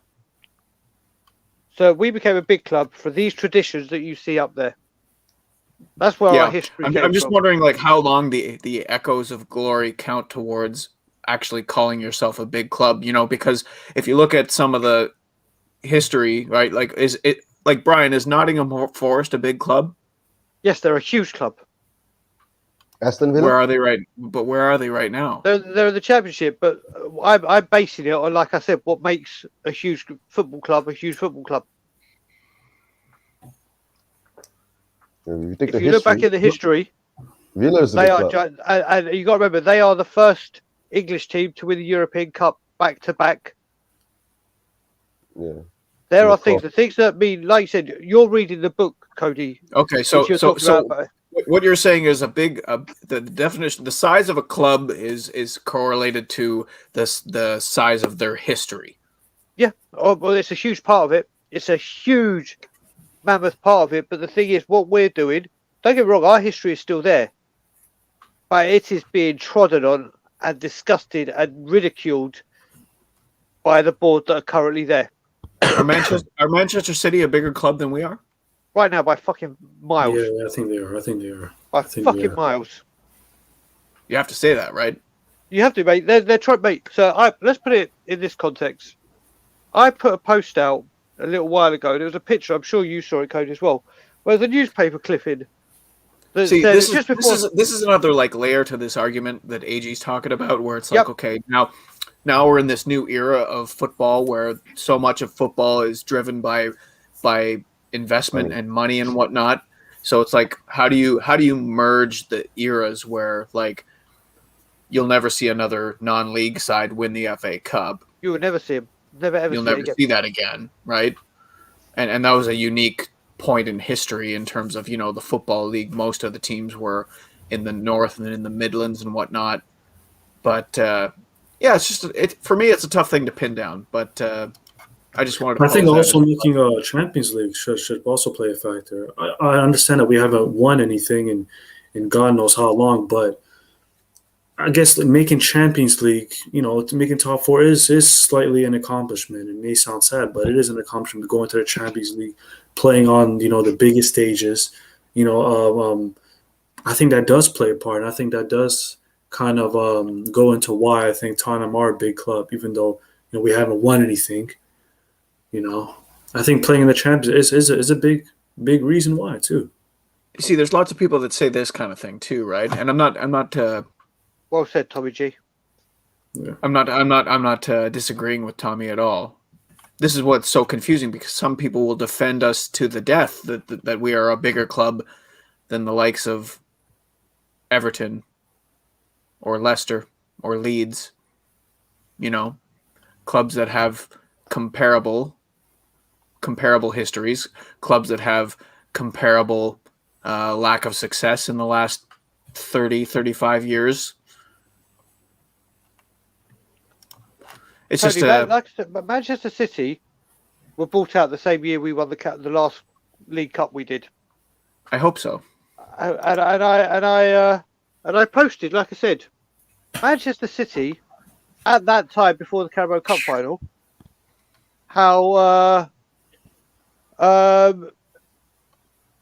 Manchester City before the Carabao Cup had won 14 more trophies since we last won the Carabao Cup. Now make that 16, where it's very soon to be 17. In the time we've won nothing. In the time they've been bought out. Yes, they've had billions and billions and billions. They've got a whole country backing them. But as I've said about this before, people need to look into what that ownership has done for the community of Manchester. They have invested in infrastructure. They've bought homes or built homes for people. They have given to schools. They have built training facilities for their youth academy. They've even built a stadium for their youth academy. Sounds a lot like what Spurs are doing, though, Brian. No, not for the Spurs are doing everything for their own back pocket. All this thing I'm telling you, Spurs don't Spurs don't invest in charities. Spurs don't. Brian, I want you to Yep. respond to this comment, because this is where some of the confusion comes in for someone like me, because when you look at Nottingham Forest and Spurs, historically speaking, if you go back as far as 130 years or whatever, they're very comparable in terms of what it means to be a big club. And some people will defend Tottenham on the basis that we were the first to do this and the first to do that, and the first to win a European trophy, first to do the double, first non-league side, blah blah blah, right? But then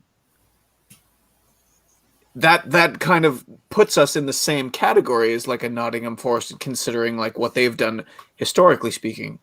So how do you balance that with what Terry is saying here, that it's ridiculous to compare the two clubs?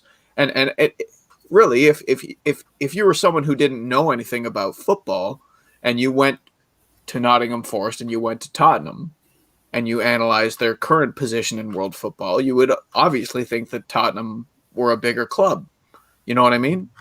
It's just a difficult thing to balance. It is, and I can see where you come from. It's like I said, the way you can define if Nottingham Forest and us are who's the bigger club or whatever. You just got Nottingham Forest, unfortunately, and they're a team I used to love going to Nottingham Forest away. Such a brilliant footballing ground to go to. So passionate with the fans, but they are unfortunately going through a real rough time. They are going through a real rough time. But you can see they're in the Championship. We're in the Premier League.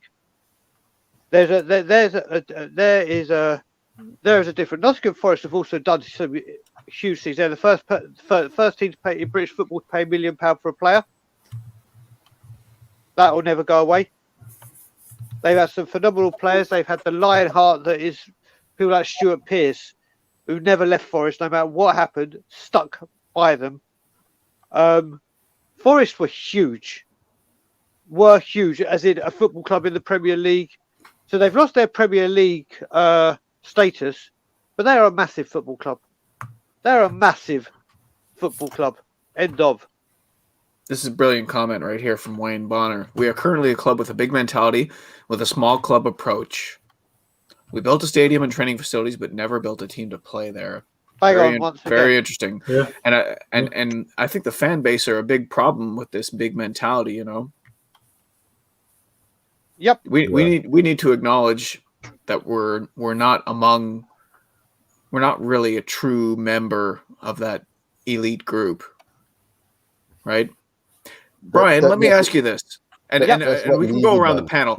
Okay, so I bestow upon you £5 billion. Yep. Okay, what club do you buy and why? Right now, well, my allegiance lies to Tottenham. I would buy Daniel Levy out for the 2 billion, then I've got 3 billion to change it. My heart. What if I only gave you 2 billion? Would you buy Nottingham Forest, or would you buy Newcastle, or would you buy Tottenham? Buy Newcastle. So if I had 2 billion, I've always said, like, as people know, I'm from London. I don't want to live in London again for multiple reasons. The two places I love in England the most outside of London are Newcastle and Bournemouth. Both completely opposite ends of the spectrum, but in the country-wise, I had a season ticket for 10 years. Went home, away, you name it, I was there. We weren't in Europe back in the night. We were so shit. We couldn't get into Europe, so I didn't go. Newcastle is the greatest away day ever. The stadium's phenomenal. The fans are everything. Oh, you got to buy 2 million in this. Billion. It's billion. Newcastle are a monster of a club. Honestly, you go there, and Cody, you'll relate to this. Like I said before, over here, and so will Abdul. Over here, we'll understand it when I go down the American sport analogy. Is Toronto is a team or a province, a city, whatever you want to call it. Ontario is the province, right? Toronto is the city, where it's just one team cities. So you don't have a choice of TFC or another, or the Maple Leafs and another. So everything goes into that. Well, that's like that in Newcastle. And the Geordies are the most incredibly passionate people, and they deserve to be back at their glory days. So if I could not buy Tottenham Hotspur and I had 5 billion, I would go straight to Newcastle, restoring the glory days, because those fans fucking deserve it. Okay. Abdul. Yeah. I'm gonna give you £2 billion, okay? So you can buy Tottenham Hotspur for 2 billion, or you can buy Newcastle for $500 million, or you can buy Nottingham Forest for 250 million. Who do you buy? Okay, so if I'm buying Tottenham for 2 billion, that means I have nothing to put into the squad, right? I'm just simply removing Daniel Levy, and that's about it, right? Yeah. Listen, removing my bias aside, I'm not. I know the easy answer would just be Tottenham, because obviously I'm a Spurs supporter. But I'm gonna just remove that. Like if I truly want to buy a squad and bring it back to where it's at, I'll probably buy someone like Nottingham Forest. If I can buy for 250 million, and then they're in the championship right now. Yeah, I'll put in if you put in 200 million, they're going up to the Premier League. And then from there, you have a billion and some change. Yeah, for sure, I'm buying Nottingham Forest. I can't buy a team that wears red. Yeah, I'd probably buy Newcastle just because they're already in the Premier League. They have already got the facilities, bar some improvements, But that leaves me a good little kitty to kind of play around and do my thing. Well, my point is that if we're looking to force Enoch to sell, you'd have to be a pretty stupid billionaire to come in here and buy Tottenham Hotspur when there's other options like that are available. The blueprint has already been laid out with the likes of Chelsea and Manchester City. Those clubs, and even Tottenham, right? Those clubs were bought for fraction of what they're worth now. Good billionaires don't buy high, they buy low. We're trying to sell high right now, and we're not even trying to sell. So it's just an interesting hypothetical that I wanted to present. The thing is, Cody, if you got 5 billion as well, if you're a Tottenham Hotspur fan, and you're like, do you know what? I hate the way my club is being run, blah blah blah. then I think that if you gave me the 5 billion, which I will take it in a check or an Interact transfer, Cody, when you get a chance. I'll give you my email address. You can just wire it over to me. Yeah, I would literally say 2 billion. Tottenham Hotspur done. If I was a diehard Tottenham fan and I hated the way my club is being run, which I do. But like I said, if you take Tottenham out of the equation, it'd have to be Newcastle. Yeah. I mean, like what you said, like, not only is it going to be extremely expensive to buy Spurs, but you got to put in you got to inject a whole lot of money after that, after purchasing Spurs to try and. Tottenham is at a terrible place right now. You have an aging squad. You have half of the squad that wants to go out to like another team. You have another half that just wants to stay to pick up a check. There's not really any culture in this team. I mean, it's on the downhill. So, I mean, to change the fortunes of this club, you got to put in a fortune amount of money to even begin, right? So, I mean, Terry Wright, this is an interesting point because after today's protest, I don't discount what you're saying here because you look at the fan base and how compliant they are and how accepting they are of the way that the club is run. If you're a billionaire, maybe it is the case where you're licking your chops thinking, okay, this might be my meal ticket here. If I can get my grubby fingers on this club and get these foolish fans just to eat what I'm feeding them the same way that Daniel Levy has, right? Then I might be able to just extract wealth of incredible size, right? But 1.6 billion is a lot, and that's the difference between the price of Newcastle and the price of Tottenham. If I'm a smart billionaire, I'm not buying Tottenham right now. Yeah, but also, Cody, if you're a smart billionaire and you start winning trophies, that will bring money. That will bring endorsements. That will bring its own positive spin on it as well. If we had a chairman that actually bought a football club for football, not property. Yeah. I mean, Can I have my say? If I get 2 billion? Yeah. If you were in the same situation, what would you decide to go for? Don't say 5. Let's say 2. All right. If I did have 2 billion, right, I will go in. I'll do a due diligence and see what exactly the club is worth. All right. Take away the loans, take away all the stuff that they do, clean up and give me a net value. All right. And I can tell you the net value would not be 2 billion. It'd be less than that. And I'll buy them out straight right. Then I would structure, okay,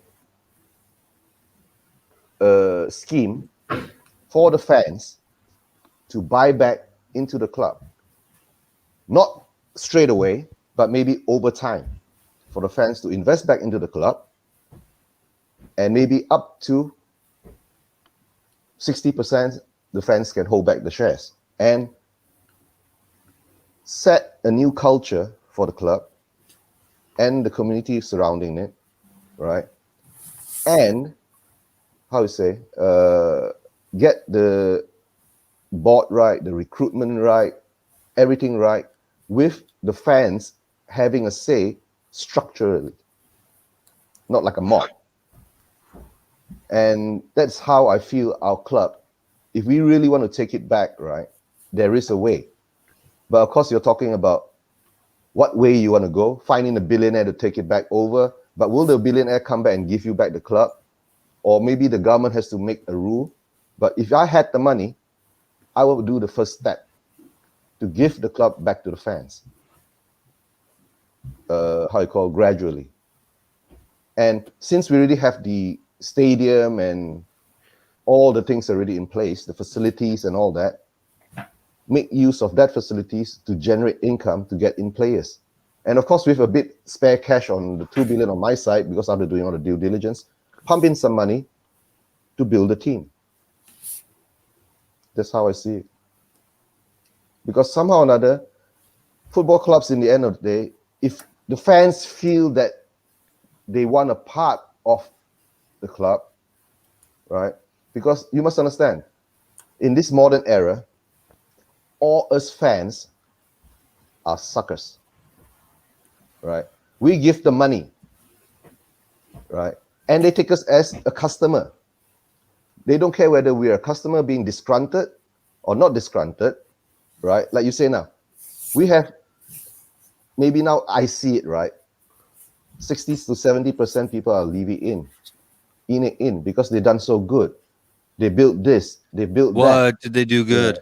I want to know. No, for the in people. I'm saying for the. That's what I want to know from the in people. What did they do good? I'm not sure because they say the stadium, the whatever and whatever. But for the hardcore Spurs fans who are in for the glory, we are getting pissed off. Financially, yes, we are stable, we are building up, but football-wise, we are falling so far back behind. So, like I said, it's not easy to find the in people because they're not going to come out of the woodworks, right? And even if they do, they always seems to be very on the fence. Who do you think's the worst owner, Mike Ashley or Daniel Levy? To tell the truth, I think Daniel Levy, because Mike Ashley will just tell you in the face, "I'm not going to give you shit." Yeah, but that's the thing. At least he tells them. Yeah, he's honest. I'm not going to give you shit, right? I'm not going to pretend that we're going to be a big club. I bought this club at this level, and I want to make the money at this level, right? I'm not going to say I'm going to build another $1 billion stadium. I mean, what does that say about us? What does that say about us as a fan base when? Yeah. I mean, all the pictures that I've been throwing up there are I know. It's the Newcastle protests against Mike Ashley. Yeah, they've been doing it for so long. Yeah. Their fans, honestly, I've been to St James's Park many a time. They are absolutely outstanding. Yeah. I remember I went to Gary Mabbott's testimonial, which was against Newcastle. And if they can get thousands of people to go and protest Mike Ashley, how come we can't even get 1,000 people to go protest Daniel Levy? I don't get it. Someone please help me understand. Okay, I'll explain now. This isn't a dig at Spurs fans or anything like that. You honestly will go in there. I'm trying to say, like, think of like the biggest supported American team where literally this is everything. Like, this isn't just a game. This is fucking life. Newcastle is a very, very industrial area. Money, like, there are rich people there, but it's a very, very working class city where they eat, breathe, and sleep Newcastle every single day of the week. They are absolutely fucking driven by this football club and what it does. And literally, this is like, it is their, like they say, the 12th man, whatever. That is their family member, that football ground and that football club and what it stands for. And they will literally, give you a prime example. Alan Shearer, when he signed for 15 million euro after Euro 1996, the deal was announced, pissing down with rain, 20,000 Geordies, and a lot of them bugged on schools. People shut work, sorry, not schools. People shut their shops down for the day to get there to watch Alan Shearer come out and do his thing. He was out there for about 5-10 minutes. 20,000 people turned up just for that signing. Remember how many? I mean, there were loads of Bale people that were there for when Bale drove into the car park. But 20,000 fans turned up just to see Shearer wave his hands.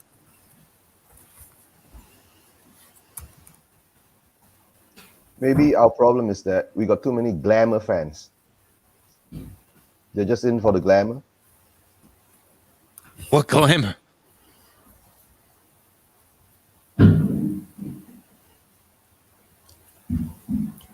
I mean, the lack of ambition has kind of like seeped through the fans now. It's kind of translated over to the fans. It's like, I guess people are kind of some fans are kind of kind of I think it's the other way around. Comfortable. Abdul. The lack of ambitions of the fans is translating back to Levy, because maybe he feels that he knows that we are this kind of fans.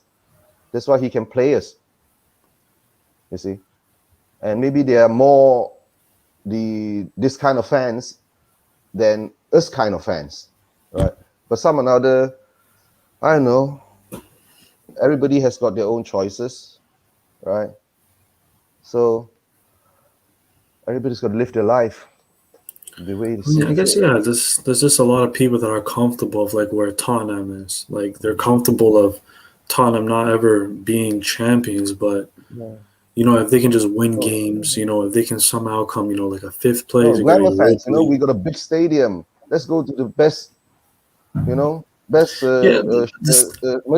shop in London, right? We have the skywalk thing around that thing, yeah. So yeah, like the stadium was not really built for the team. I felt like the stadium was just like it's just another way to generate money. It was a great business move. Of course, yeah. The stadium so was built to generate money for him. I don't think like did you know the size of the stadium really translate to how the what is it? Oh, Villa Park? Is it Aston Villa? Yeah, Villa Park. Yeah, I mean, we'll look for some pictures when the against the sugar, the protest. The old pictures of the sugar protest, the fans that came out and all that. I mean, that's history. I'm talking about right now. Oh, now, okay. This was only a few years ago. Oh. This isn't an old photo. I'll be surprised if it's more than a few. I mean, not more than a few years, less than a few years ago. I mean, obviously you could tell that it's pre-COVID, obviously for obvious reasons. Mm-hmm. But they are non-stop. They are non-stop. Mike actually don't care because he's still there. This was from 2015. 6 years ago.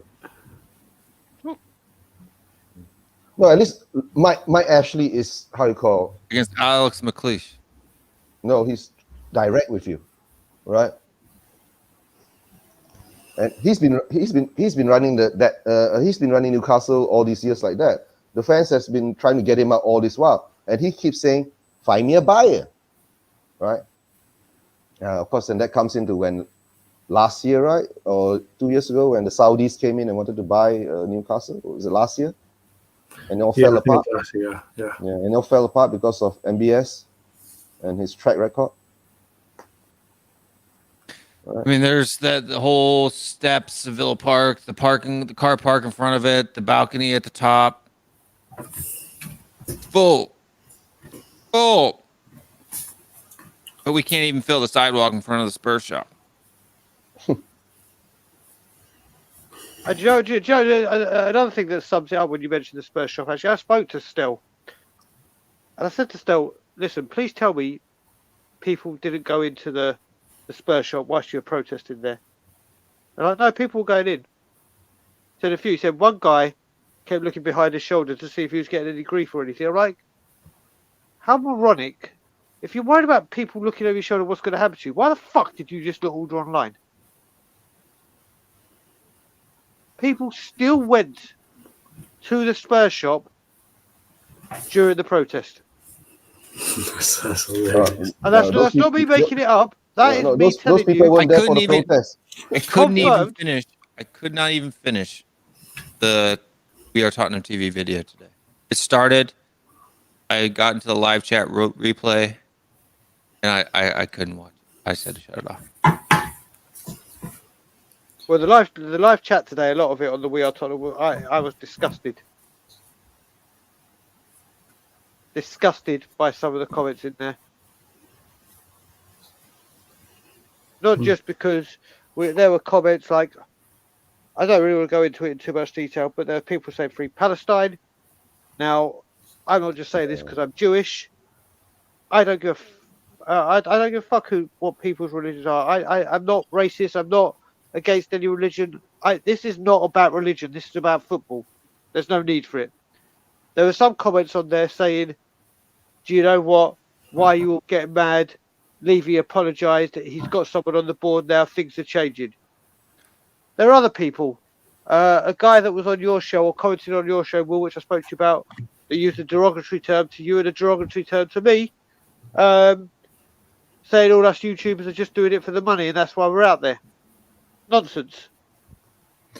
This guy, Mike Pepper, was at the protest today, and He's a dude. just want to let you know, Mike, I did hear about the shout out, and I appreciate that. Yeah. He's Go a back dude. to that again. We Go back to that heard again, yes. about that. Any of the guys doing any live streams on today's protest? So I know Wayne Bonner asked, and I've already spoken to him in the chat, and they're asking if Stell's going and representing Tottenham away. Stell, and believe me when I say this, is absolutely gutted that he can't go tomorrow. Stell does a lot of coaching for youth teams to endorse them and get them into the game, and Sunday are the times that his teams play. So by the time he actually gets back, it will be kickoff time. So he won't be going back. He will be there for Wednesday.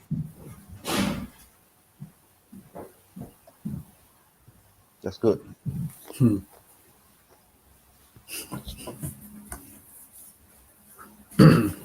Nobody want to talk about the Wolves game.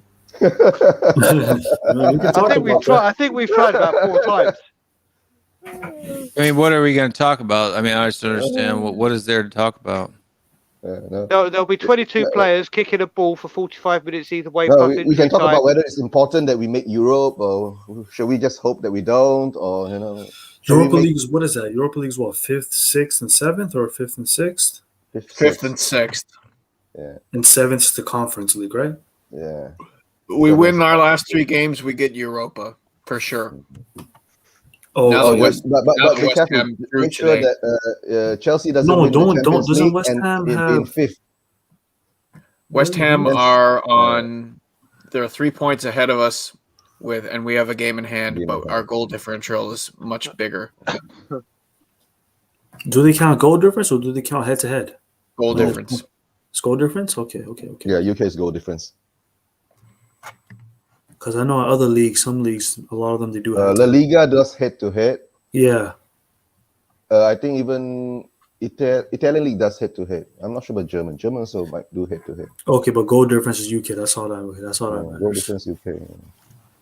I mean England, EPL. I'm not sure about Scottish league. Still, there's no way Spurs are gonna win these next 3 games, man. I doubt it, man. I'm with you, Abdul. Like this team is just, oh my goodness. This team is actually shit, man. The code. Look, and I want to apologize to the fans that are watching the show. It's not near as an entertaining show as normal. I just feel like I've had the wind knocked out of me though today. You don't stand alone on that, Will. We're all like that today. Yeah. Do you know, after what happened, the protest yesterday, after what I saw, I didn't even get on a chat. I didn't want to tweet anything. I just want to put my head and hide. Mm-hmm. Yeah.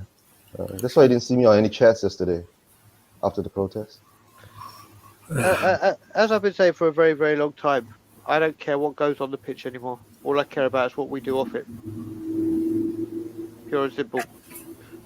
Yeah. I mean, look, I don't want to go there and make a bigger ass out of ourselves tomorrow than we already have today by compounding it onto the pitch. I just hope that, because tomorrow, look, I don't know if I could necessarily, I don't know how I'm going to feel tomorrow if on a match day or a home match that there's only, another 300-400 people there. You know what I want to see 500, tomorrow? 600, I doubt that. I mean, What I even wanna if see you have tomorrow 400 is- people, 600 people. If it's organized properly, you can get the message across. Instead of being scattered like lost sheep running around, doing things unorganized, then it looks a bit a shambles, right? Even you have 200 people, if you organize it properly, 300 people, organize it properly, you can have an impact. See, but I don't want to say, and this wasn't planned yesterday. We've been talking about this for No, that's not enough for 10 me. days. 200 people organized well is not enough for me.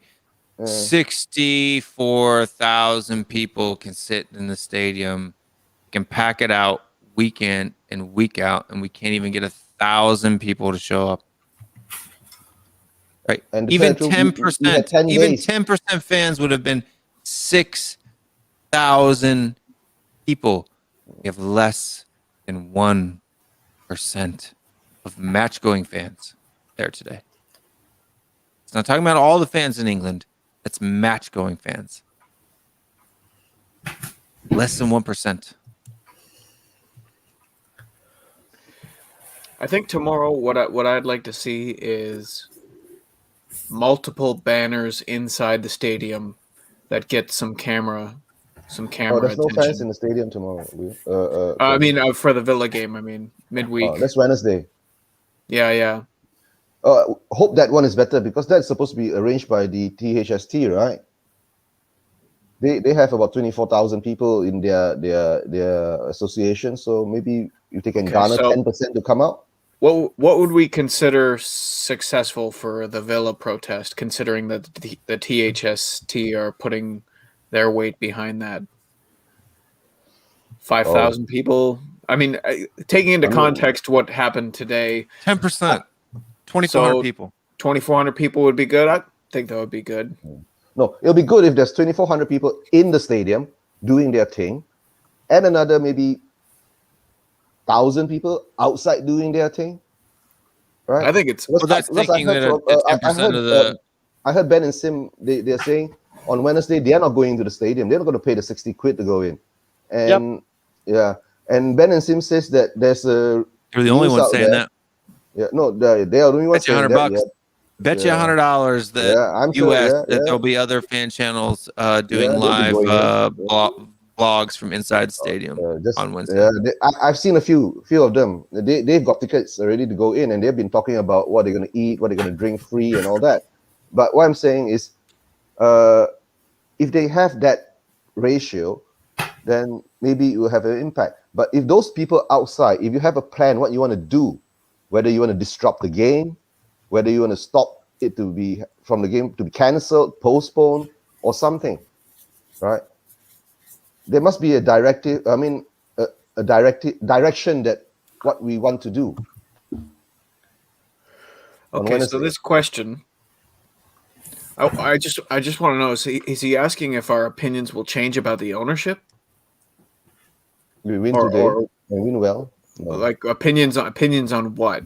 Provide some more details on this question, because will my mood be as bad as it is now? Probably not. If we were to go in there and beat them 6-0 tomorrow, it doesn't make any difference. I'm not going to be as excited as I was if look, I would have been more excited today. It won't change my opinion on whether or not we should be protesting. Yeah, 100%. I would have been more excited today. If 6,000 people showed up to this protest than if we won 6-0 tomorrow. To tell the truth, I was excited yesterday before the protest started. I was asking anybody doing a pre-protest stream to see the build-up and all that, right? Over here, I was excited. I was waiting. I was getting online, trying to catch everybody around, right? But after what you saw, I was working until 6 o'clock in the morning, and then my first thought before I finally had to go to sleep because I had been up for over 24 hours was to send Cody a message and be like make a thumbnail, and if you want to go live, go ahead. And I'm glad that we didn't, because it would have just been a waste of time. And today, to tell the truth, I'm not excited at all about the protest. I'll just maybe have a look. I will be so pissed off still if we win tomorrow and win convincingly, because it's like, where the fuck were you against Leeds? Where the fuck were you against Manchester City? Where the fuck were you with everything? highly convenient that you put in a performance when the protests are coming up and people are on your back, just like Levy with his comments. I will be I don't care till the season is over. I will be actually until Levy goes. I'm gonna be fucking fuming. I'm gonna be fucking fuming because every time we say this, if we got the Champions League, papering over the cracks. If we won the Carabao Cup, papering over the cracks. I won't be. I don't get fooled anymore by this lot. Like I said on every alcohol at the stream, protest. I don't believe a single word that comes out of the club's mouth. Not a word. The only person I believe is the guy in the stadium tomorrow that will read the lineup when those 11 people are on the pitch and he reads out their numbers and the names. That's the only man I trust at the club. Period. Not me. Yeah, Not me, LMAO. No, I didn't say that. Definitely not me. There's not been a single person that I've seen online harsher on Ryan Mason than. I mean, this is what my face looked like when Gareth Bale finished off his hat trick. Basically, like just one tiny corner of my mouth raised for like a split second. That was it. Like It was Sheffield United guys. exactly. So like the people who were saying that we had our Tottenham back and everything. Yeah.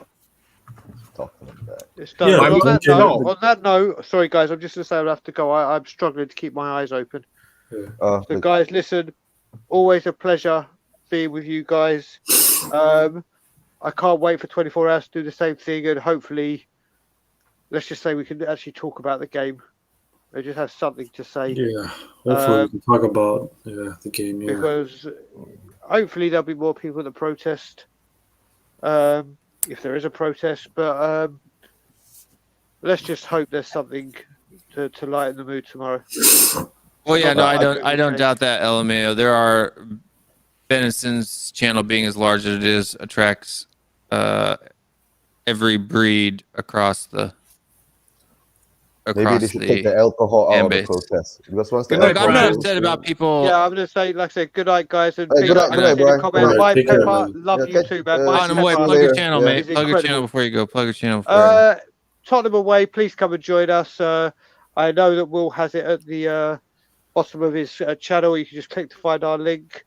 There's me, Brian Ireland here in Toronto, as well as Shy, and obviously the infamous Stelios. Who was at the protest today. To So yeah, you can find us at Tottenham Away. Our social media is Tottenham_away. We are going live tomorrow for the pre-game, me and Brian. Then we're having an after show later on, and then on Monday we have a guy called Anthony DaCosta, who people from back home, if you're watching, will remember him as he was part of the huge boy band Blue back home. So he's coming on. But yeah, come check us out at Tottenham Away.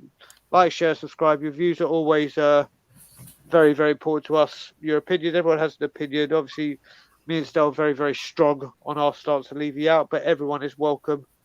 And we would love to see you all there. But like I said, thank you, Will. Thanks, Cody.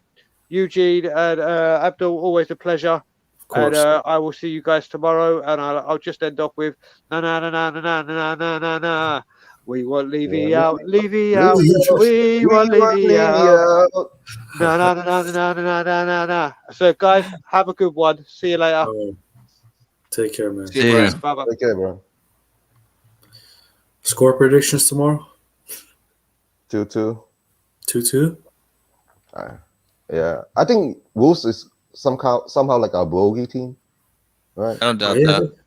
Yeah. Somehow a bogey team. Yeah, I saw the dressing room video after the Wolves match that we lost 3-2, where Delhi and Dye was fighting. Yeah. Oh, I think Matt Doherty scored that game, right? Yeah. So yeah, Matt Doherty. I mean, yeah. I'm just gonna say 3-1 Spurs. I feel like Wolves have nothing to put. I mean, Leeds had nothing to play for too. Goddamn, I'm just smash the like. Smash your lips on that like button. 3-1 Spurs because I said so. Let's get an extra goal for Kane. At least Kane give him needs a goal. Yeah, Salah's chasing after him. Yeah, Salah's tied with Kane now. Shit, man. Come on, man. At least get the golden boot, man, for God's sake. Yeah, then Kane is saying, "Oh, that's another personal achievement. Where's my team cup?" I mean, yeah, he's right, man. I mean, when he's picking up these individual accolades, and then he's like, "Yo, my man, you question: guys-" Do you think Kane will stay if he wins the European Cup, European League? I mean, European Championship. The Euros?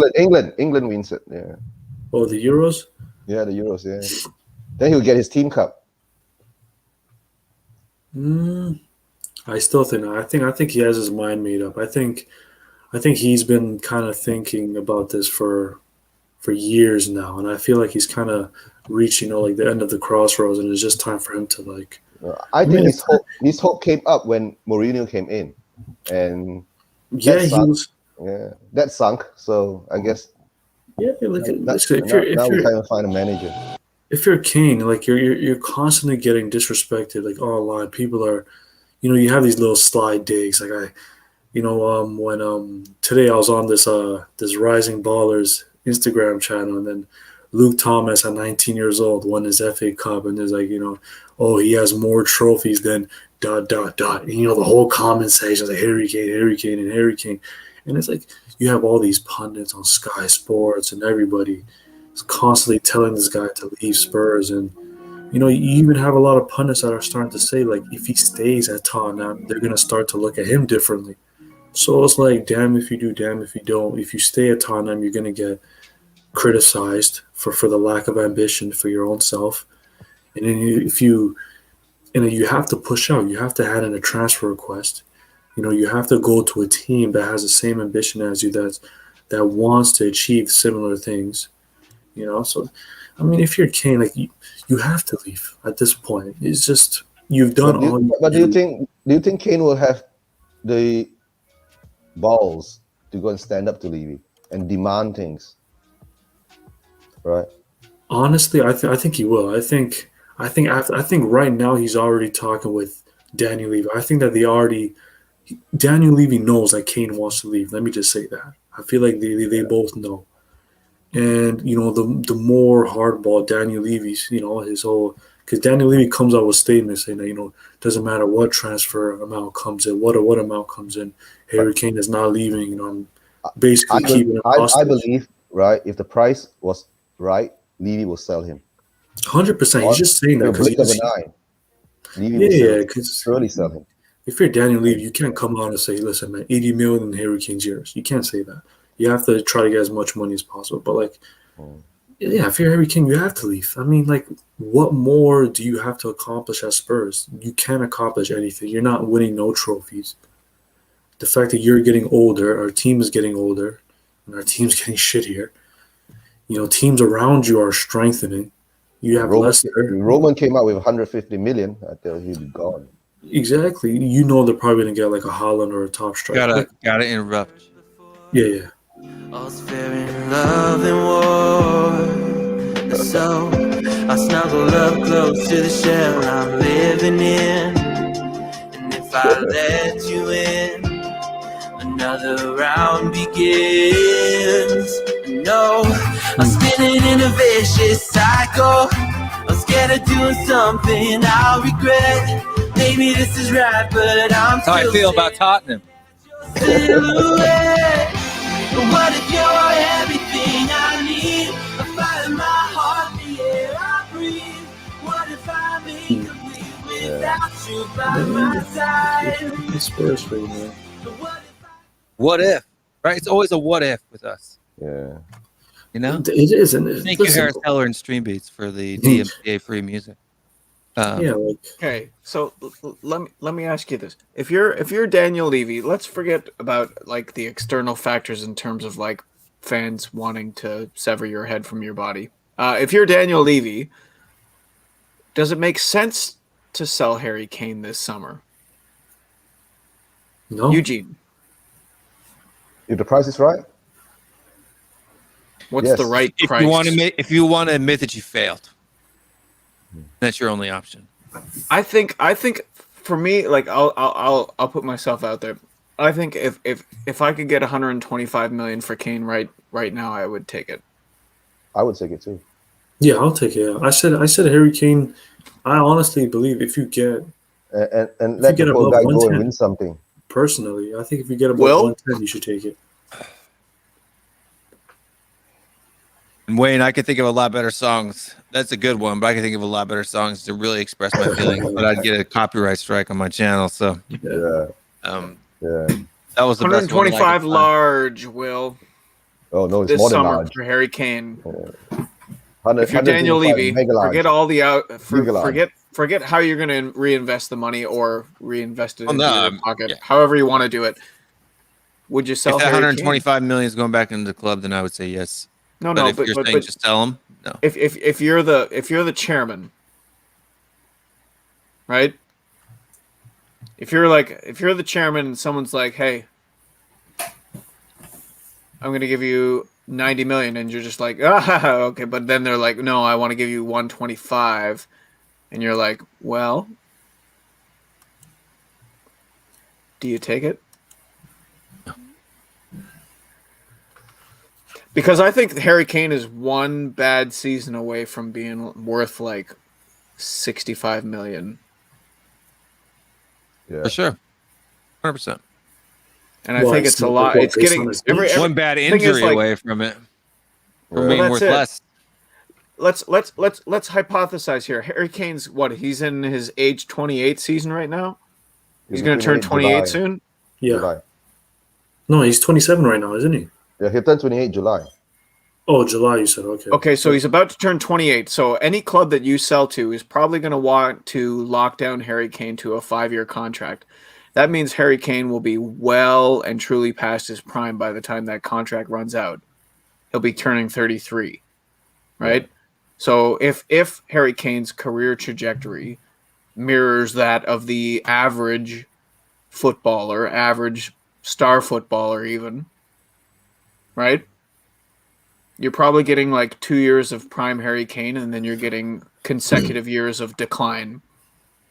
No, but then you also have players like Lewandowski who's still killing it in 33. Like how old was Lewandowski? You know, I mean, like you have like the evolution of like sports science in which the typical But prime years. Lewandowski, does he have a history of injury like Harry Kane does? I don't know. I actually don't know. He's been a pretty healthy player as far as I can tell. Okay, what about how about players like Aubameyang? I know Aubameyang's having a terrible year right now, but what was his age last year? Was he like 31 last year or something? Like what I'm trying to say is you can still play very good into your early 30s. Yes, but it's not the norm.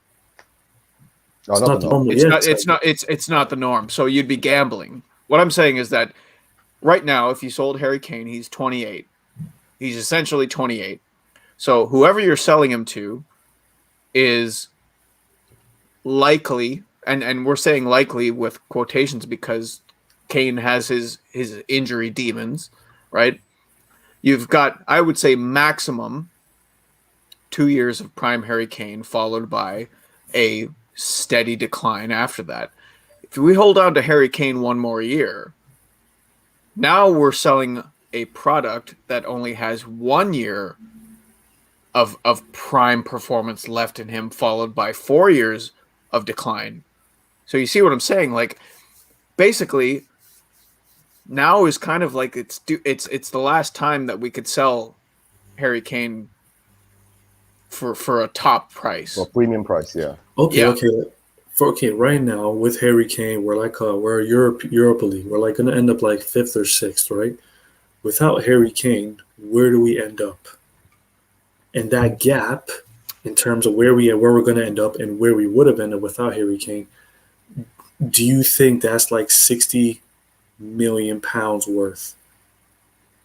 Like, because Harry Kane, he brings in more eyes to your game. Let's be honest. A lot of pundits, a lot of Sky Sports, they watch Tottenham play simply because of Harry Kane. He brings a lot of attention to the team. He also makes your team a lot better. Do you think that's worth it? Because I think it is. Because listen, without Harry Kane, like where do you think we end up without Harry Kane? Honestly, Is it worth what? Is it worth gambling with 65 million pounds? Is it worth gambling with even more than that? Right? Yeah, basically. Yeah. That's pretty much what I'm asking. Like, without Harry Kane, where do we end I don't up? think Harry Kane is a sexy player.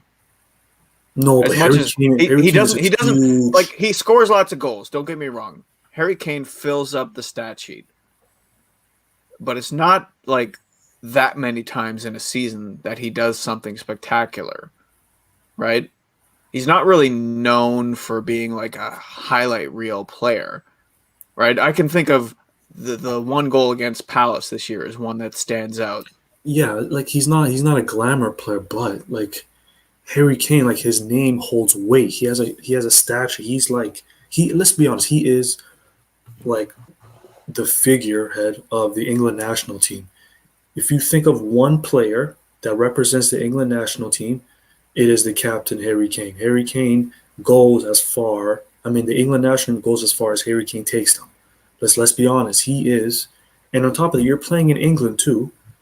You're playing in the country, and Harry Kane is the leading figure. It's like he is a big figure in this league. English people are so weird, though. They seem to just like they overly despise their own players so much. Like Kane, He gets a lot for of a hate. player that is captain. Like, why is Harry Kane not captain of Tottenham Hotspur? How Good is Harry question. Kane good enough a leader to be captain of England, but not good enough a leader to be captain of Tottenham Hotspur? That's never really made sense to me, right? Are we risking holding on to Harry Kane for too long? Yeah, but Yes. like Because if you give in, as and much as I'm not going yeah. to like, I'm not going to blame the fact that we haven't won silverware on Harry Kane, but he hasn't exactly shown up in those games either. That's one of the biggest criticisms against him is that, you know, he doesn't show up in cup finals or in the big games.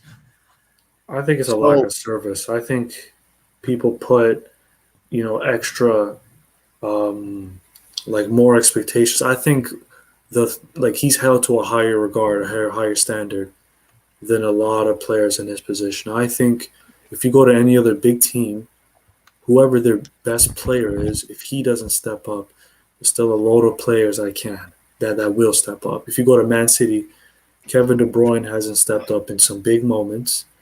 Kevin De Bruyne hasn't stepped up. I'm like last year in the Champions League against Kevin De Bruyne has a lot of silverware though, because his teammates do. What I'm trying to say, but like it's unfair. If he doesn't step up, at least you have Raheem Sterling that can pop up with a goal. But at what point does it become like, despite the fact that you're a legendary talent, at what point does it become a case of you're a part of the problem instead of a part of the solution, right?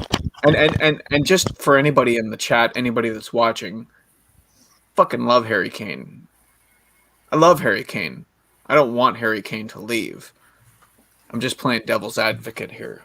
You know? Yeah, same here. Like I said it before, I would sell him for 125. I said I'll sell him for 110 if I get them selling. But it's like, shit, what was I gonna say? Shit, I forgot. Sorry, I derailed you there, Abdul. What did I say? 110. Yeah, like, do you think it's worth the like? Okay, for me, if you would have sold Harry Kane to a team like a Man City, or a team like Man United, or a team like Chelsea, no, you're not selling to Chelsea. No way. Well, maybe he would sell to Chelsea. Who knows? I think Liverpool. I think or Liverpool doesn't get Liverpool doesn't get mentioned enough as a possible I think destination. he'll fit in like a glove. He'll win the Premier League probably if he goes there. But like what I'm saying is, if you sell him to a bigger team, you're kind of, if you're Daniel Levy, you're kind of accepting the fact that you're reverting back into a feeder club. You spent all these years trying to turn Tottenham into a big six club. And then now you selling your best player to those teams means that you're kind of saying to yourself that you're not as good, that you can't compete with those guys. And I feel like it's I mean, you're kind of accepting the fact that you're a feeder club, that you're not a big club. Not necessarily, though. Not necessarily, because you're liquidating an asset that is due to decline in value. Like that's a fact. You know, Harry Kane may have already peaked in terms of his value. But Cody, but don't forget. I think for me, like I could accept the business decision to move Harry Kane on as long as the money isn't going into the hands of Muppet Steve Hitchen. You know, like if you're gonna bring in a director of football and sell Harry Kane and initiate like a 5-year plan and build around the likes of Dane Scarlett and some other key players that we already possess, that's one thing. But if you're just going to sell Harry Kane and make the same mistakes that we made when we sold Gareth Bale, then I'm not really in favor of that. But, you know, it's a tough question. It's a tough question because, you know, if you love Harry Kane, you want him to be able to look back on his career and have accolades that he deserves, you know? Like, do you want Harry Kane to be in the same conversation as Matt Letizia, or do you want Harry Kane to be in the same conversation as Sergio Aguero? Right? Quite reasonable to dissect them as equal talents. Letizia never won shit because he was at Southampton his entire career. But he was a sexy player. He was a sexy player. Harry Kane's sexy player hasn't won shit, right? So yeah, it's an interesting question anyway. It's a sad question, but it's interesting. Yeah. But the way Levy runs his recruitment and selling players, have you seen him sell any of our players that he's bought in? He keeps deadwood. That's the sad part. He might not even let Harry leave. That's the sad part. Yeah, that's the thing about Daniel Levy. He struggles to let players go. Like it's like he's stubborn, saying, "Oh, I got this guy. Trust me, he will turn good. Don't worry, he'll be good. Don't worry, just trust me." And it's that's why like you got a whole load of them in there. We definitely hold on to players for too long based on unfulfilled potential. You know, I put Dele Alli in that grouping. 100%. Yeah, you can name at least 10 players that should have been sold. You could. You got to be more ruthless. Like, I mean, you can look at like the team we have now and compare it to our team that we had like in 2017. There's too many similar players, and it's like you look at our team. What is that? Subscriptions? Oh, look at that. That's 600. Congrats, man. Thank you guys very much, the fans out there. You guys are the reason why we get up to 605 today. I think we're at 595 this afternoon, so 10 folks have joined. A lot of you joined after the stream I did with David's channel. Not that we did a big promotion or anything. It was just, I guess, maybe because I got a little heated. People wanted to see the dumpster fire. Yeah, help us get to that 1,000 mark. We only got 495 to go. Only 30% of you who watch these shows are subscribed to the channel. So go ahead and do that. Yeah, like what that guy's comment saying that, you know, you should sell Harry Kane, get a younger option than like Calvert-Lewin. I don't know about Immobile. I think Immobile is up there in age too. I feel like Immobile is like 30 years old.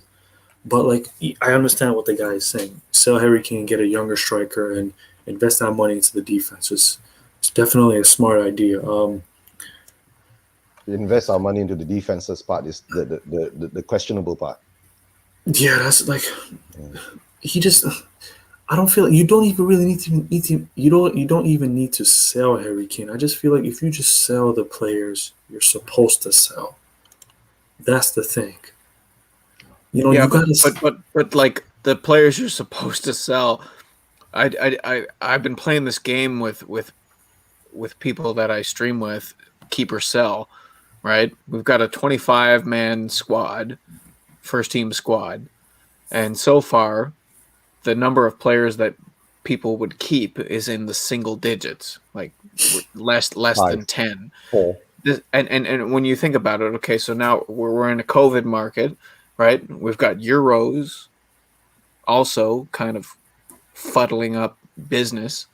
It's not a great time to be trying to move on, and we've got Mr. Levy in charge who isn't willing to be, like you were saying, what I want, ruthlessness. Ruthlessness is just taking a loss on a player, just cutting your losses. We don't cut our losses. We never cut our losses. And it just ends up, it's like a never-ending loss cycle. It just balloons the loss into further losses. Don't cut our losses. We keep extending contracts for them. For what? Because it's the easy option, right? And it's cheaper. I mean, if your contract is up and if you're not doing what you're supposed to do, why extend the contract? Just cut him off. Yeah, I mean, the players that he is extending. Immobile's 32. Yeah, that's something I knew. Immobile is old. Yeah, I mean, he's playing good though. I ain't gonna lie, but still. But like people are saying the live and like Harry Kane. The truth is, we need to. It's good to sell him now rather than, kind of regret not selling him. Who the Canes is. And if he gets injured in the Euros, we're gonna be able to sell him. This is worth discussing. If Kane ends as England, Spurs, and Premier League top scorer, he will be an absolute legend. What he has won will be nothing but an asterisk, as he stayed with his home team. Will be remembered more so, if anything. Yeah, when you think of Alan Shearer, you don't really think about the title that he won with Blackburn, do you? Yeah. True. But at least you can always revert to that, though. At least you can always revert to that. It makes you wonder how we would look at Alan Shearer without that, as kind of like a foundation of his legend, Yeah, like just be. Because the difference between like a Shearer and a Letitia is clear. Yeah, like Shearer is much better than Letitia, and also Shearer has number one. But he's not. I think he is. I think I love that Alan Shearer, even though I was barely old enough to watch. Well, it's yeah. I guess you would have to compare people of like statistics. But, yeah, like I just like the way Alan Shearer plays. I like that typical big striker. That's my type of striker, So, I mean, that Leticia was a nice. If you were Harry Kane, would you want out right now? Yeah. Eugene? Yeah. 100%. I'd be gone already if I was Harry Kane. If you're Harry I think he's gone already. No, I'll be gone. He's gone already. Yeah, like he's gone. Just the way he. No, played I wouldn't be here right now. Oh, okay. Oh, yeah. Like I feel like his mind is already gone. Like I feel like he's not really. I feel like Harry Kane is not really that focused in these games. Like the way he played last game against Leeds, how he was getting like pushed around. That doesn't really happen to Harry Kane that often, and I feel like his mind is kind of made up. And I feel like his mind is at the Euros now. Is at the Euros and his next step. And he doesn't want to get injured. He has a lot on his plate right now. He has to think about the Euros, and also he has to think about the next team, because that will be the most important part of his career. It's going to define how he's being remembered. So he has to choose wisely. If you're Harry Kane, I think our top players now, right, are confused. Because Levy can't even give a manager target that is a fixed manager target, right? Every 2-3 days comes out a new name. Every 2-3 days comes out a new name. Then we go back again and recycle the names again, and then it's gonna go on until end of this season, until beginning of next season. Will we get a manager in? Because I believe end up with freaking Roberto Martinez. Or I tell you the truth, I don't mind who we end up with, right? I don't think we should be buying any players before we get the manager. Because if we buy players, and if the manager comes in and that the player can't get along with the manager, what are you going to do? Deadwood again? Right? Yeah, so I think they've already put the report out that before they try and buy like an Anderson or Sabitzer, they're going to want to discuss with the manager. That's what they always say. I mean, Anderson and Sabitzer, right? Yes. Now is the hot topic, correct? But what if you bring them in, and the new manager comes in, Sabitzer and Anderson can't work with the new manager? or doesn't like him. You know, they don't click. Right? Maybe something's wrong with our culture in the way that how we run things. That we just bring in people for the sake of bringing in people and not finding the correct kind of people to merge as one.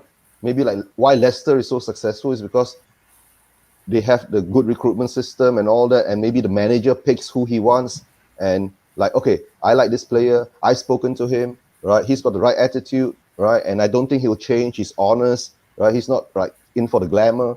But for us, it's like we keep blind names in, bring them in, push them in. Maybe like Jose was force-fed what he got. He was force-fed the players that he didn't want. Yeah, the thing I like about the Leicester, like shout out to the Leicester owner. I seen like the FA Cup parade, and I see how they welcomed him with open arms when he lifted up that trophy. And I feel like the Leicester this ownership, owner he's humble. He's humble. Like he there's a transparency. Like you kind of understand what the owner wants. But I feel like for Daniel Levy, it's like everybody knows that his main priority is money, and it's nowhere near the competitive nature of the game. And when you're running a football club, I understand that business and money is a huge part of the game. But there needs to be a mindset of trying to win. You need to, think in the same eyes of the players. You need to give off that energy that you're trying to accomplish something, that you're trying to win, that you're trying to do something for the fans. And I feel the energy that he's giving out, the accomplishments that and he's also giving out is that he wants the stadium, he wants the money. The thing about it is also simply the fact that Tottenham is based in London. You may have a lot of players that'll decide to come to Tottenham not only for the footballing reason, but for the London lifestyle, as opposed to a team like Leicester City where, they're like where are they, in the Midlands? I think I've heard some people say, but it's not as glamorous, what I'm trying to say.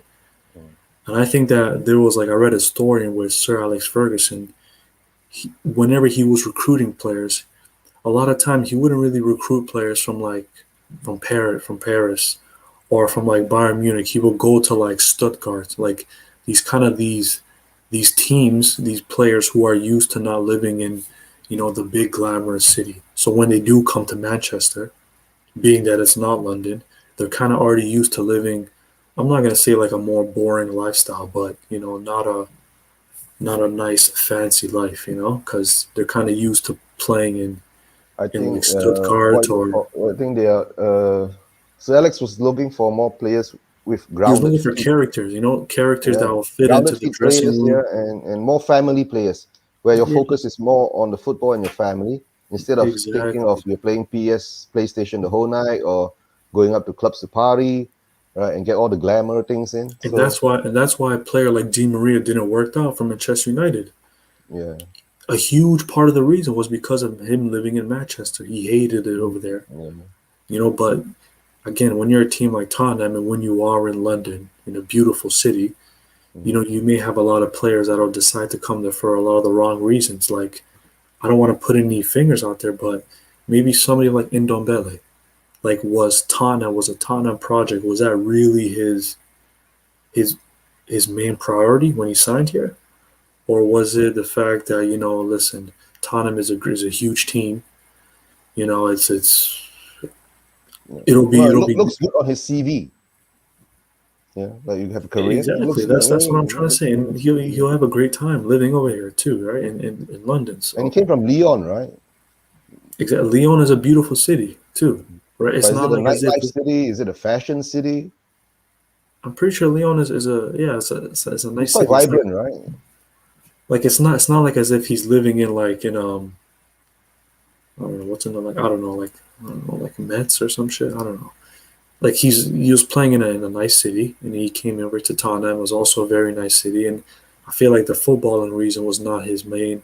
Well, I'm not gonna say his main priority, but he definitely took into the account his lifestyle that he's going to be living here. And I feel like that's kind of what Leicester has. Leicester is not in a lavish city. That when you do come there, you got to make sure that it's only for footballing reason. And you can see a player like Samore, who they signed from Lille, going over to Leicester City next year, most likely. He's going to be focused because, that's all they care about is the footballing culture. and they're trying to build something. And there's transparency with the owners. And so, I mean, they're doing a great job over there at Leicester, and it's a blueprint of what to do. But again, it's the owners. So, yeah. Okay. Yeah. I gotta go. All right. I think we're all gonna roll. We Cody. got 10 minutes left. 10 minutes left in the Yeah. stream. Yeah. Early game tomorrow. Yeah. Everybody do your 9 o'clock. outros. Pretty sure it's We'll 9 call it o'clock. tonight. Game tomorrow. I'm about to fall asleep myself. Okay. That's why I'm rocking like this. Yeah. What Trying to time keep is the myself game awake. going to be over there for you? Like 9 o'clock in the morning. For us, 9 p.m. here. 9:05 here. 9 p.m. or a.m.? Malaysia is 9 p.m. This comment. It's okay for okay teams to have great players, and it's okay for us not to just lavish praise upon okay players that are on great teams. Like I'm just saying, like measuring an individual's brilliance based on team awards is flawed. It absolutely is flawed. There's been lots of great players that have played for crap teams that couldn't win anything, and there's been lots of crap players that have played for great teams that win lots of stuff, right? But maybe we should 100%. Cody, maybe we should. tell us about your show on Wednesday. Who you got coming on? What's going on? Okay, so we have coming up Wednesday, 6 a.m. New York time, 11 a.m. GMT, whatever time it is where Eugene lives. Morning THFC, and the guest will be none other than Mr. Brian Daigle, as seen on Will Stewart THFCRants. Brian Daigle of Tottenham Away. The initial idea in booking Brian Daniel in. Levy, if you are watching, Daniel Levy, if you are watching, you're No, you bleeped it out now. Yeah. The initial idea was have Brian on so that we could break down the protest, and we will be doing that. We will be doing that, but we'll have to find something else to talk about as well. So hopefully, we'll have a victory to talk about. Hopefully, this time tomorrow we will be sitting here doing a post-match rant about Tottenham being in a Europa spot with 2 games to go, sitting above West Ham in the table on goal difference. There are still things to support in this season as supporters. It's been a difficult season. It's been a very difficult season. And it's been a very difficult stream. So big up to the guys who came in and brought some discussion. Big up to the commenters. Make sure you like. If you haven't subscribed already, subscribe. And love you all. Oh, man. Thank you very much, Cody, for coming on. You can jump out because Definitely at the end of look the show, I'm going to kick everybody out anyway. So, Yeah. thank you, Cody. Eugene, tell us where Okay. people can find you and what you do. As you can see, my tag name now, I've changed it to the Virtual Government Project. Just a small step to try to change the world. Shout out to the people in Myanmar fighting against the military junta. Peace in Gaza, right? Which is bad there now. And of course, don't forget, Mr. K has got a new show coming up, 3 Wise Men, right? So maybe you can learn something there. And maybe you can unite the fans there. Yep, Yeah. that'll Thanks, be Will. this Wednesday, I think. Wednesday night, Yeah. 11. Or no, it's I think it's 7 p.m. U.S. time. 6 or 7. 7 p.m. US time. Yeah, 11 p.m. UK time, so it'd be 6 p.m. US time, so 6 a.m. your time, Eugene. Yeah. I'll be And, there. I'll be there. I'll be supporting Mr. K. And it'll be Mr. K. Bryan and Awesome All, I think. And they'll be doing this new show on Wednesday nights called The Three Wise Men: Enlighten, Engage, Enlighten, and something else. I forget right now. Inspire. Tuesday? Tuesday. Well, okay. Okay, Tuesday night. All right. They changed the day on me. Mhm. Oh, no, it's the 18th. That is Tuesday. Yeah, You're 18th right. Tuesday. Yeah, You're right, Tuesday, Brian. I'm sorry. Tuesday. Tuesday night. For me, it'll be Wednesday morning, afternoon. Yeah, Wednesday morning. So see, it was Wednesday somewhere, Brian. It was Wednesday somewhere. Yeah. Yeah, but they'll be talking about some of the topics of different stuff, finance and history and we'll try to inspire love and war and Okay. all that stuff. And so, yeah, I think it should be a fun show. It should be an interesting. If you like serious topics, I think it'll be a really good show. I'm a little bit more of a clown, but thank you, Eugene, for coming on. And let me throw the names on the channel here so that people can see what your name is. The Virtual Government Project. Virtual Government Project. Yep, that's where you can find Eugene. Are you throwing content up there, or is it just? I'll be starting some content soon. Yeah, I'll be starting some content soon. Yeah. Perfect. If you like politics and liberty and freedom and all that good stuff, go check that out. And then Abdul, tell us where we can find you. Abdul Kareem _15 Twitter. So at Abdul Kareem _15. Again, I'm barely tweeting. You don't really need to follow me. Again, I have my Instagram. I forgot my Instagram handle. Like whatever. I guess maybe I should start tweeting more about the Tottenham game. But I'm just usually just frustrated during the game, and I just want to just watch my game in a dark room. With my hoodie on. But you're gonna find Abdul here regularly. Yeah, he is a regular. On our THFs, especially on the late night rant streams. I think sometimes on Tottenham Away as well. So make sure to subscribe to this channel and that channel if you like what Abdul has to say, if you think he makes good points. You'll find me here. Yeah, exactly. You're not going to find me on Twitter, but you'll find me here in person, live in the flesh. Yeah. But all right, fellas. Okay. Yeah. I'm gonna bounce you out. Thanks for coming on. I appreciate it. Every time you guys come on, it makes my job easy. And I really appreciate it. And then I'm gonna do my outro here with the folks. So we will see you tomorrow night. Yeah, all right, peace. All right, fellas. Take it easy. All right, folks. My name.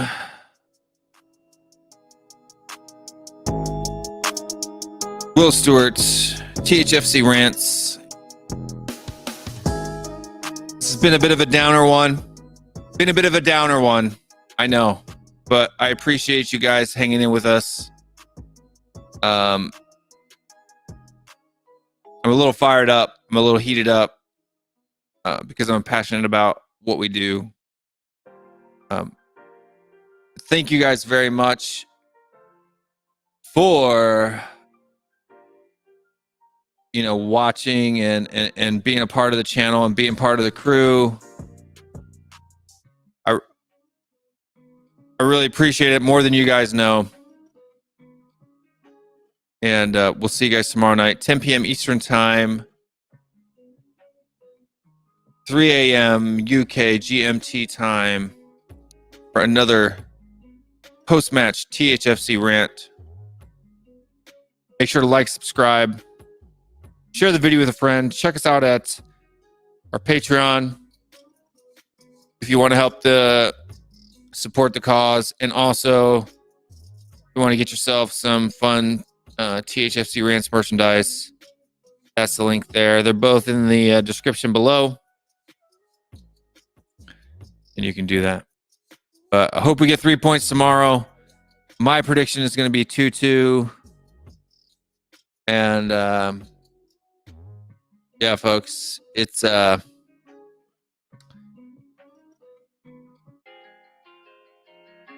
definitely going to be a tough match tomorrow for sure. Gonna be a tough one. But anyway, thank you guys for coming out. Stay strong. Stay Spurs. And we will see you next time. 1, 2, 3, 4. Let's go now.